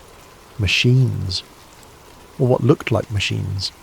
Crystalline structures that couldn't be natural but predated any human presence by millennia. And bones not human, but not any animal we recognised either. Long, with the wrong number of joints." An elderly woman, Ingrid, spoke up. "My husband worked security for the Special Projects Division in the 1990s. He never talked about it, but he had nightmares. Kept saying they're still down there in his sleep. When he retired, they made him sign papers, threatened our pensions if he ever spoke about what he'd seen." "Did anyone ever try to go public?" Eric asked, camera rolling. "Old Kinberg did," Niels replied, and Lucas's pulse quickened. "Came here in 1999, asking the same questions you are." We told him what we knew, gave him names, dates. 3 weeks later, he was dead. Hiking accident, they said. But Ol was no hiker. He was murdered for getting too close to the truth. What truth? Lucas pressed. Niels looked around the room, then back at Lucas. That we're not alone on this planet. That we never have been. And that our government has been hiding evidence of a parallel civilization that exists beneath our feet. The Karuna mine didn't discover them, it disturbed them. And now, with the deep drilling, with the town relocation, they're trying to seal it all away before anyone realises what's really down there. That night, Lucas listened to the third tape from Ole's collection. This one was different, Ole himself speaking, apparently recording notes for a story he never got to write. The Lacerta interview changes everything. If it's real, and my source insists it is, then the chambers beneath Karuna aren't archaeological sites. They're active habitations. The being calling itself Lacerta claimed to be part of a species that evolved on Earth millions of years before humans, driven underground by a catastrophe they won't specify. She said there are 7 major colonies worldwide, with the Nordic colony being one of the oldest. Ole's voice grew more agitated as the recording continued. The government knows. NATO knows. They've been monitoring the situation since at least 1969, possibly earlier. The electromagnetic anomalies aren't from the mythical beings themselves, but from their technology, some kind of field generation that interferes with human electronics. That's why so many military projects in the area have been classified. They're not studying them, they're negotiating with them. The tape ended with Ole's final words. I'm going back to Karuna tomorrow. My contact says they've agreed to let me document one of the chambers. If something happens to me, these tapes are my insurance. The world needs to know. Act 3. The Leak. Lucas stared at his laptop screen, the cursor blinking in the empty text field of a secure messaging app. For 3 days he'd debated what to do with the information he'd gathered. The journalist in him wanted to publish everything immediately, but the skeptic demanded more proof. The photographs from the retirement home interviews, the government surveillance, L's thinly veiled warnings, it all suggested something significant, but none of it proved the existence of an underground civilization. He decided to test the waters. Using a pseudonymous account, he posted a carefully edited portion of his findings to an obscure forum dedicated to European military history. He included the budget documents showing the 47 million kroner allocation, the memo about unexpected biological samples, and a brief description of the sealed facilities around Karuna. He made no mention of reptilian beings or ancient civilizations, framing it instead as potential evidence of illegal biological weapons research. The response was immediate and alarming. Within 30 minutes his post was deleted. Within an hour his laptop screen flickered and went black. When it restarted, his hard drive had been wiped clean, not just formatted, but overwritten with random data in a way that made recovery impossible.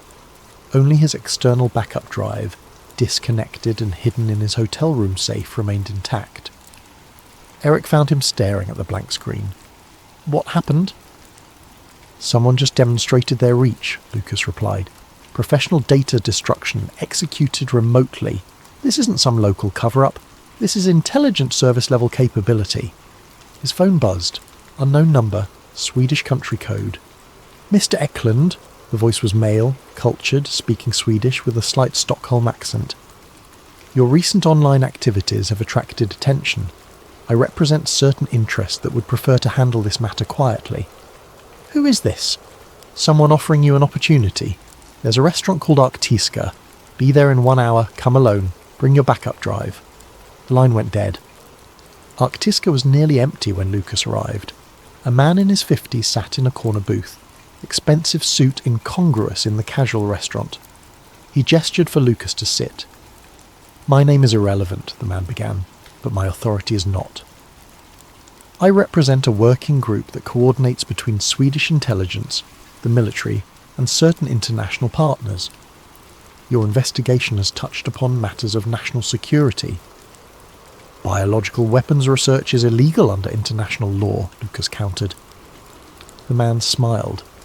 Is that what you think this is about?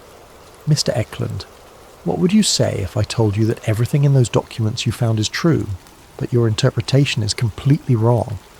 He produced a tablet swiping through images that made Lucas's breath catch. Underground chambers with impossibly smooth walls, crystalline structures that looked both organic and mechanical, and clearest of all, a wall covered in symbols that definitely represented some form of writing. "These are from the 1994 expedition," the man explained. "What we found predates human civilization by at least 65 million years. Not weapons research, Mr. Eklund. Archaeology. Xenoarchaeology, to be precise." "You're saying—" "I'm saying that in 1969, the Kiruna mine broke through into a network of artificial chambers that shouldn't exist. Since then, we've been trying to understand what we found. The biological samples weren't weapons, they were remains. Preserved tissue from beings that weren't human, but were undeniably intelligent." The man leaned forward. "Your old Kinberg got closer to the truth than anyone outside the program. His Lacerta interview, we know he met someone or something. We've been trying to find his contact ever since. That's why we've allowed you to continue your investigation. We hoped you might lead us to answers. If this is all legitimate archaeology, why the secrecy? Why the surveillance?" "Because humanity isn't ready. Can you imagine the panic if people learned they weren't Earth's first intelligent species? The religious implications alone would destabilize entire nations. We're not hiding the truth forever, just until we understand it better. And if I refuse to stop my investigation—" The man's expression hardened.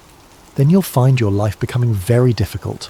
Not threats, Mr. Eklund, just reality. Your freelance contracts will dry up. Your visa applications for international work will be denied. You'll become, quite simply, unemployable in journalism." He stood, leaving a flash drive on the table. "This contains enough classified material to satisfy your curiosity without endangering national security. Take it, study it, then decide whether the story you want to tell is worth the price you'll pay for telling it." Back in his hotel room, Lucas examined the flash drive's contents with Eric. It contained hundreds of documents, photographs, and video files. Most were technical geological surveys, chemical analyses of unknown alloys, linguistic studies of the inscriptions. But buried in the files was something extraordinary. Thermal imaging from 2011 showing vast chambers beneath Kiruna, some large enough to hold entire buildings, all connected by a network of tunnels that extended for kilometers. "This is incredible," Eric breathed. "If this is real—" "It's real," Lucas said. "The question is whether it's complete. They're showing us what they want us to see, not necessarily everything." His phone buzzed. Another unknown number, but this time the message was in English. "They're lying. The chambers aren't abandoned. Check the thermal imaging for heat signatures they missed. 67.8691 degrees north, 20.2156 degrees east. Midnight. Come alone." Lucas showed Eric the message. It could be a trap, or it could be Ole's source, the one he called Lacerta.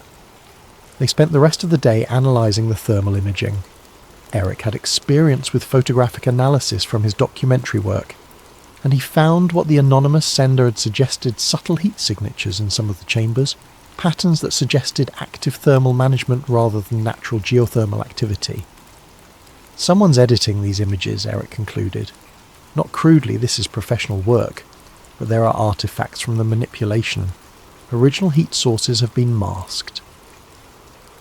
As midnight approached, Lucas prepared to meet his mysterious contact. The coordinates led to an abandoned mining equipment warehouse on the outskirts of town. Eric wanted to accompany him, but Lucas insisted on following the instructions. The warehouse was dark, lit only by moonlight streaming through broken windows. Lucas waited, every sound making him tense. Then, from the shadows, a figure emerged. It was Elle, the government geologist. But something about her was different, her movements too fluid, her eyes reflecting light in a way human eyes shouldn't. "You're very persistent, Mr. Eklund," she said, but her voice had changed, taking on harmonics that made his skin crawl. Ole was the same way. It killed him, you know. Not literally, we don't harm humans unless absolutely necessary, but the knowledge broke something in him. You're not human." She smiled, and for a moment her features seemed to shift, becoming something else before snapping back to human appearance. I'm as human as I choose to appear. We've been practicing for millennia. Some of us can pass perfectly, others less so. The Lacerta interview, it was real. Real is a complicated concept. The being Ole interviewed was real, yes, but much of what she told him was simplified, sanitized for human consumption. We're not reptilian in the way you understand, that's just how your pattern recognition interprets us. We're something older, something that doesn't fit your taxonomies. Why reveal yourself to me? Because the government's plan is failing. The deep drilling, the town relocation, they think they can seal us away, pretend we don't exist. But we've been here longer than your species has existed. We'll be here long after you're gone. The question is whether we coexist peacefully, or whether fear and ignorance lead to tragedy. She handed him a metal cylinder, about the size of a flashlight but covered in the same symbols from the underground chambers. This contains our real history. Not the fiction we fed Olor, but the truth about what we are, where we came from, and why we stayed hidden. Your technology can't read it yet, but in time, when you're ready, it will reveal itself. Why should I trust you? You shouldn't. But consider this: if we wanted to harm humanity, we've had 65 million years to do it. We've watched you evolve, watched you spread across the planet, watched you dig deeper and deeper into our domain. We've never interfered. We just want to be left alone. The government thinks the chambers are abandoned. Elle laughed, a sound that wasn't quite human. They see what we allow them to see. The chambers they found are the ones we abandoned centuries ago. Our real cities are deeper, shielded in ways your technology can't penetrate. But the mining is getting closer, and we're running out of places to retreat. So what do you want from me?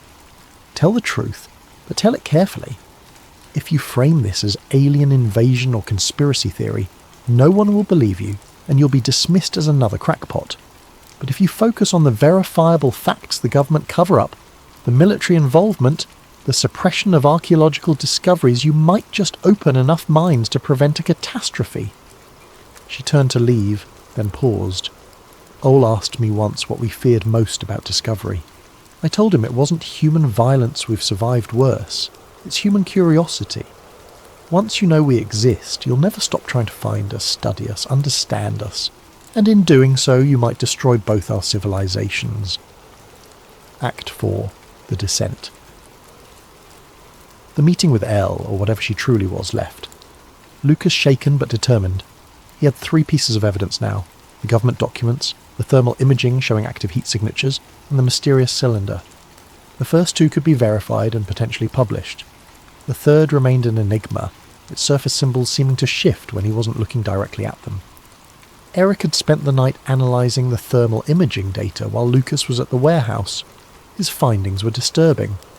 "Look at this," Eric said, pointing to his laptop screen. "The heat signatures follow a pattern, regular intervals, consistent temperatures. This isn't random geothermal activity, it's climate control. Someone or something is maintaining specific temperatures in those chambers. The government has to know," Lucas mused. "The data came from their servers. Unless they're not looking for it. If you expect empty archaeological sites, you might explain away heat signatures as equipment malfunction or natural phenomena. But if you know something's living down there..." They were interrupted by a knock at the door. Lucas checked the peephole to find Marcus, the librarian, looking nervous and carrying a cardboard box. "I'm sorry to bother you," Marcus said when Lucas let him in. "But my uncle, the journalist I mentioned, he died last week. Heart attack, they said, but he was healthy as a horse. Before he died, he told me if anyone came asking about the 1990s military activity, I should give them this." The box contained notebooks, photographs, and what appeared to be hand-drawn maps. Marcus's uncle had been documenting unusual activities around Kiruna for decades, creating a parallel history to the official narrative. One map in particular caught Lucas's attention. It showed the mine's official layout overlaid with additional passages marked in red ink. A note in the margin read, "Ventilation tunnel sealed 1994-1997. Still accessible through maintenance shaft 7. Guards posted until 2001, then abandoned." "Your uncle explored these tunnels?" Lucas asked. "He tried to. several times, got caught twice, warned off by military police. But he said there was one route they missed, an old ventilation shaft from the 1950s that connected to the newer system. It's how the workers used to sneak out for unauthorised breaks. Marcus pulled out a photograph, grainy but clear enough. It showed a massive underground space, lit by what appeared to be industrial lighting. But the walls weren't rough rock, they were smooth, almost organic looking, with the same glassy finish described by the witnesses at the retirement home. When was this taken? 2003. My uncle managed to get about 200 metres into the restricted area before he heard something that scared him off. He never went back, but he said what he saw changed his entire worldview. That evening, Lucas and Eric made a decision that would either vindicate their investigation or end very badly. Using Marcus's uncle's maps and the coordinates from Old's notebook, they planned an unauthorised exploration of the sealed tunnels. They prepared carefully. Eric had thermal cameras, air quality monitors, and enough battery power for 8 hours of recording. Lucas carried copies of all their evidence, ready to upload to multiple cloud servers if they found anything significant. They also left detailed notes with Marcus, instructions to release everything to international media if they didn't return within 12 hours. Maintenance Shaft 7 was exactly where the map indicated, hidden behind a derelict equipment shed 3 kilometres from the main mining complex. The lock had been cut years ago and never replaced, suggesting they weren't the first unauthorised visitors. The descent was easier than expected. The shaft had a ladder, rusty but solid, and the air, while stale, was breathable. 50 metres down, they reached a horizontal tunnel, clearly part of the original mine ventilation system. But after another 100 metres, everything changed. The rough mining tunnel gave way to something else entirely. The walls became smooth, curved in impossible ways that seemed to defy three-dimensional geometry. The temperature rose noticeably, and their equipment began registering electromagnetic anomalies. "Are you getting this?" Lucas whispered, though the tunnel seemed to swallow sound. Eric nodded, panning his camera across surfaces that appeared to shimmer with an inner light. "The thermal readings are off the charts. Something's generating massive amounts of heat below us." They continued deeper, following the main passage as it spiraled downward.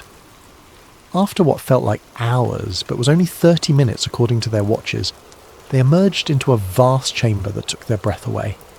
The space was enormous, larger than any cathedral, with a ceiling that disappeared into darkness.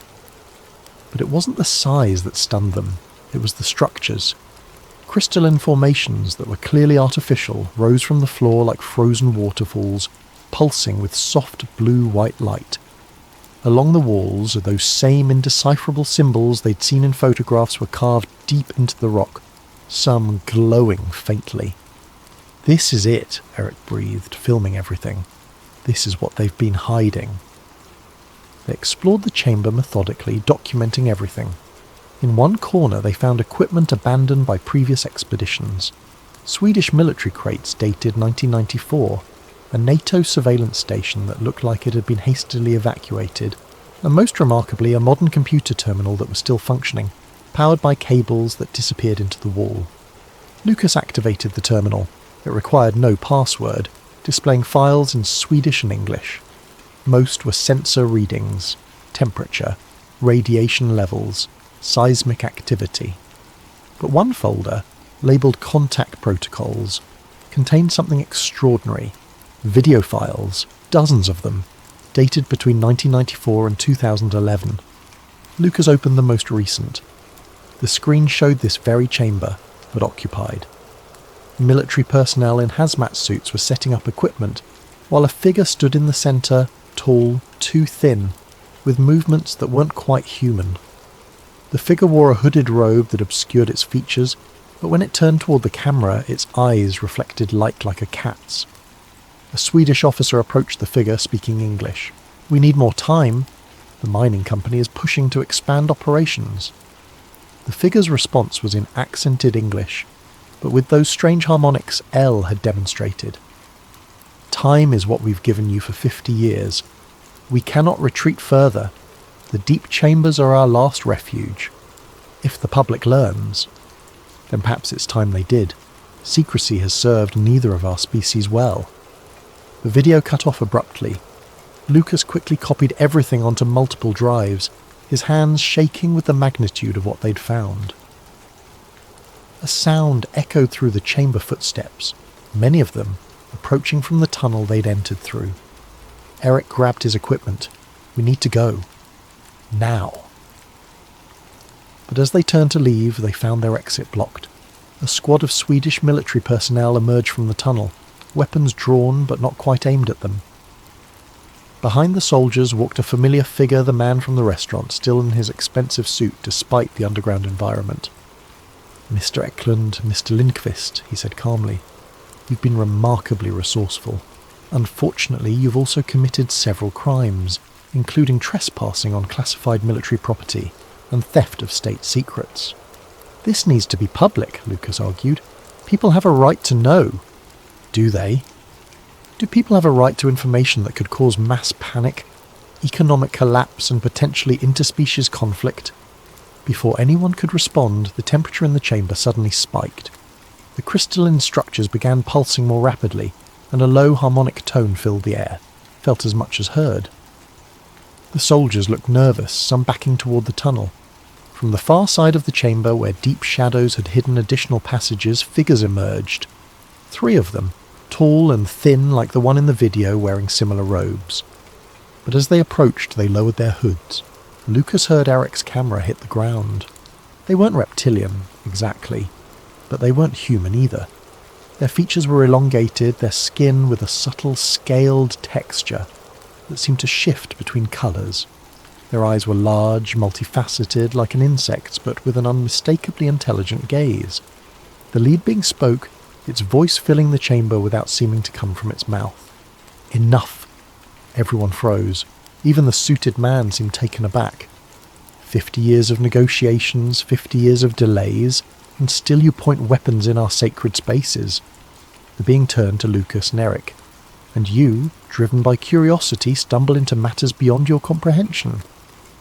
"We just want the truth," Lucas managed. "The truth?" The being made a sound that might have been laughter.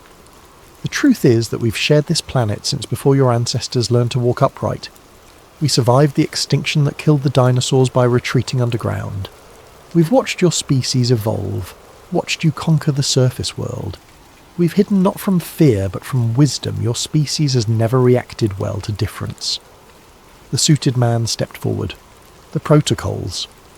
"Your protocols have failed," the being interrupted. "The mining grows deeper, your weapons more destructive. We can no longer retreat, so we offer a new arrangement." The being gestured, and images appeared in the air, holographic projections showing underground cities of impossible beauty, technologies that defied current human understanding, and populations of beings living in sophisticated societies. "We will reveal ourselves gradually. Selected scientists, leaders, thinkers will learn of us first. Over a generation, maybe 2, humanity will come to accept that you're not alone. In exchange, certain areas will be protected from mining, from development. Our cities will remain ours." "And if humanity refuses?" the suited man asked. "Then we reveal ourselves anyway, but without preparation, without context. Imagine the chaos when mining operations worldwide begin breaking through into our territories. Better to control the revelation than let it explode randomly." The being turned back to Lucas. "Your role in this is crucial. You will tell a story, not the whole truth, but enough. You'll speak of government cover-ups, of archaeological discoveries suggesting ancient civilizations. You'll prepare minds without shocking them. In essence, you'll make us mythology before we become reality. And if I refuse? Then someone else will be chosen. But you've proven yourself capable, curious but not reckless, skeptical but not closed-minded. Ole Kinberg chose well when he left you his research. You knew Ole? We knew of him. He was too early, too direct. The world wasn't ready. But now, with your technology advancing, your society's more connected. Perhaps the time has come." The suited man looked defeated. "This isn't my decision to make. I'll need to contact my superiors." "You have 1 year," being said. "After that, we begin revealing ourselves with or without your cooperation." Act 5. The Silencing. The journey back to the surface felt surreal. The soldiers escorted them in silence, the suited man speaking rapidly into a satellite phone in Swedish, his voice tight with barely controlled panic. At the tunnel entrance, their equipment was confiscated, though Lucas had expected this and had already uploaded the crucial files to his cloud servers during their exploration. "You understand," the suited man said as they stood in the pre-dawn darkness outside the shaft, "that everything you've witnessed is classified, beyond any level you've previously encountered. The agreements you're about to sign aren't just about national security, they're about species security." Over the next 3 days, Lucas and Eric were debriefed by teams of officials from agencies they hadn't known existed. They signed documents in Swedish, English, and surprisingly, Russian and Mandarin. The implications were clear this wasn't just Sweden's secret. But on the third night, a different visitor came to Lucas's hotel room. Elle entered without knocking, once again moving with that too fluid grace that betrayed her nature. "They're going to bury this," she said simply. "The governments will debate, form committees, study the implications. Meanwhile, the mining continues, the encounters increase, and fear builds on both sides. The being in the chamber said I had a role to play. That being was an optimist. I'm a realist. Your governments will never voluntarily reveal our existence, so we need another approach." She handed him a flash drive. "Everything's here. Video from encounters dating back to 1947, government documents from 12 nations, and most importantly, communication recordings between our representatives and your leaders. Not enough to cause panic, but enough to make people question. Why not release it all? Because chaos serves no one. We need gradual acclimation, not shock. Publish what you can verify independently. Frame it as you suggested: government conspiracy, hidden archaeology. Let people draw their own conclusions. And you? What's your real role in this?" Elle smiled, her features momentarily shifting to something not quite human before snapping back. "I'm what you might call a cultural ambassador. I've lived among humans for 40 years, learning your ways, your fears, your potential. There are dozens like me, integrated into your societies, waiting for the day we can drop our disguises." She moved to the window, looking out at the lights of Kiruna. "Your species stands at a crossroads. In the next decade, you'll either accept that you share this planet, or you'll force a confrontation that nobody wins. The choice is yours." After she left, Lucas made his decision. He returned to Stockholm with a story, but not the one anyone expected. His article, published simultaneously in 3 international outlets, focused on verifiable facts. The massive budget allocations for geological research, the sealed tunnels and military presence around Kiruna, the testimonies of witnesses who'd seen unexplained chambers and artifacts. He included the thermal imaging showing active heat management in supposedly empty caverns. He made no claims about reptilian beings or underground civilizations. Instead, he posed questions. What required such extreme secrecy?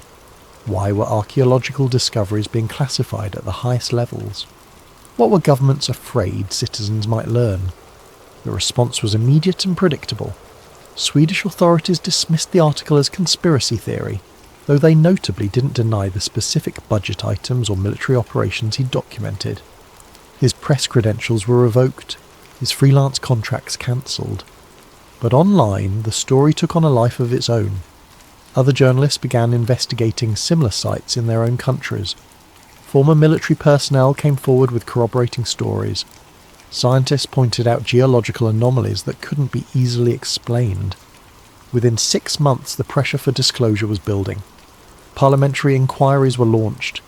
Freedom of information requests flooded government agencies. And in the background, more accidents occurred. Mining operations breaking through into chambers that shouldn't exist. Military teams photographed at sites they claimed weren't restricted. 1 year after his encounter in the chamber, Lucas received a package with no return address. Inside was a single photograph, a clear, undeniable image of one of the beings, standing in what was obviously a modern government facility, shaking hands with someone whose face was obscured but whose uniform was clearly military. Attached was a note in elegant handwriting: Phase 1 complete. Prepare for Phase 2. Lucas sat in his new apartment he'd been forced to move after too many random break-ins at his old place, staring at the cylindrical artifact Elle had given him. It had begun to change recently, the symbols glowing faintly at night, rearranging themselves into patterns that almost made sense. Eric visited regularly, both of them changed by what they'd witnessed. "Do you think we did the right thing?" Eric asked one evening. "Keeping the full truth hidden?" Lucas turned the cylinder in his hands, watching the symbols shift. Sometimes the greatest truths need to be approached sideways. If we'd published everything the videos, the direct contact we'd have been dismissed as lunatics. But by focusing on what could be verified, we've planted seeds of doubt. People are beginning to ask the right questions. And when they're ready for answers... Lucas gestured to his laptop, where encrypted files waited the full videos from the chamber, the complete transcripts of interspecies negotiations, clear photographs of the beings themselves. Then we moved to Phase 2, but not yet. Humanity needs time to adjust to the idea that we're not alone before we confront the reality of who we're sharing the planet with. His phone buzzed. Another unknown number, but the message was in that strange harmonic text he'd learned to recognise as non-human communication, translated through digital systems. "The Deep Council has voted. Gradual revelation approved. Your species has 5 years to prepare. Use them wisely."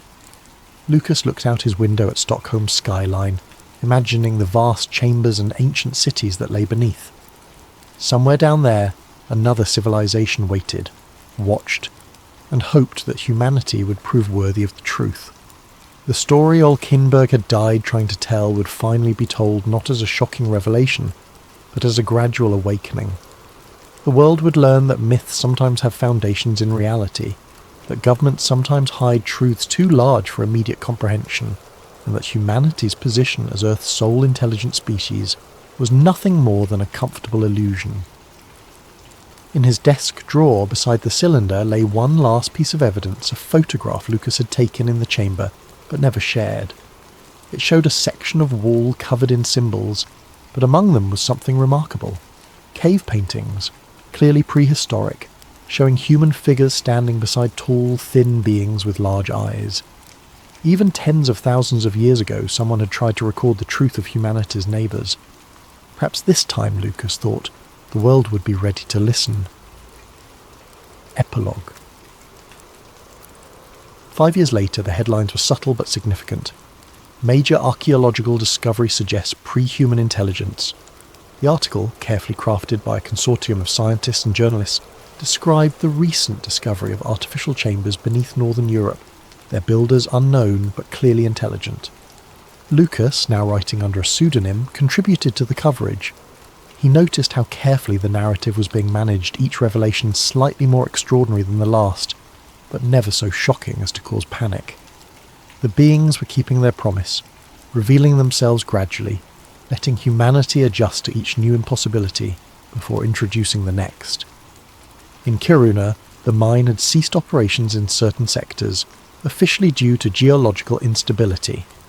Unofficially, new treaties had been signed, borders established between the world above and the world below.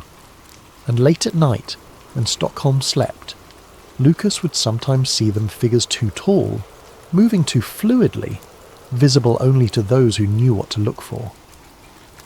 They walked among humans more openly now, though still disguised, preparing for the day when they wouldn't need to hide.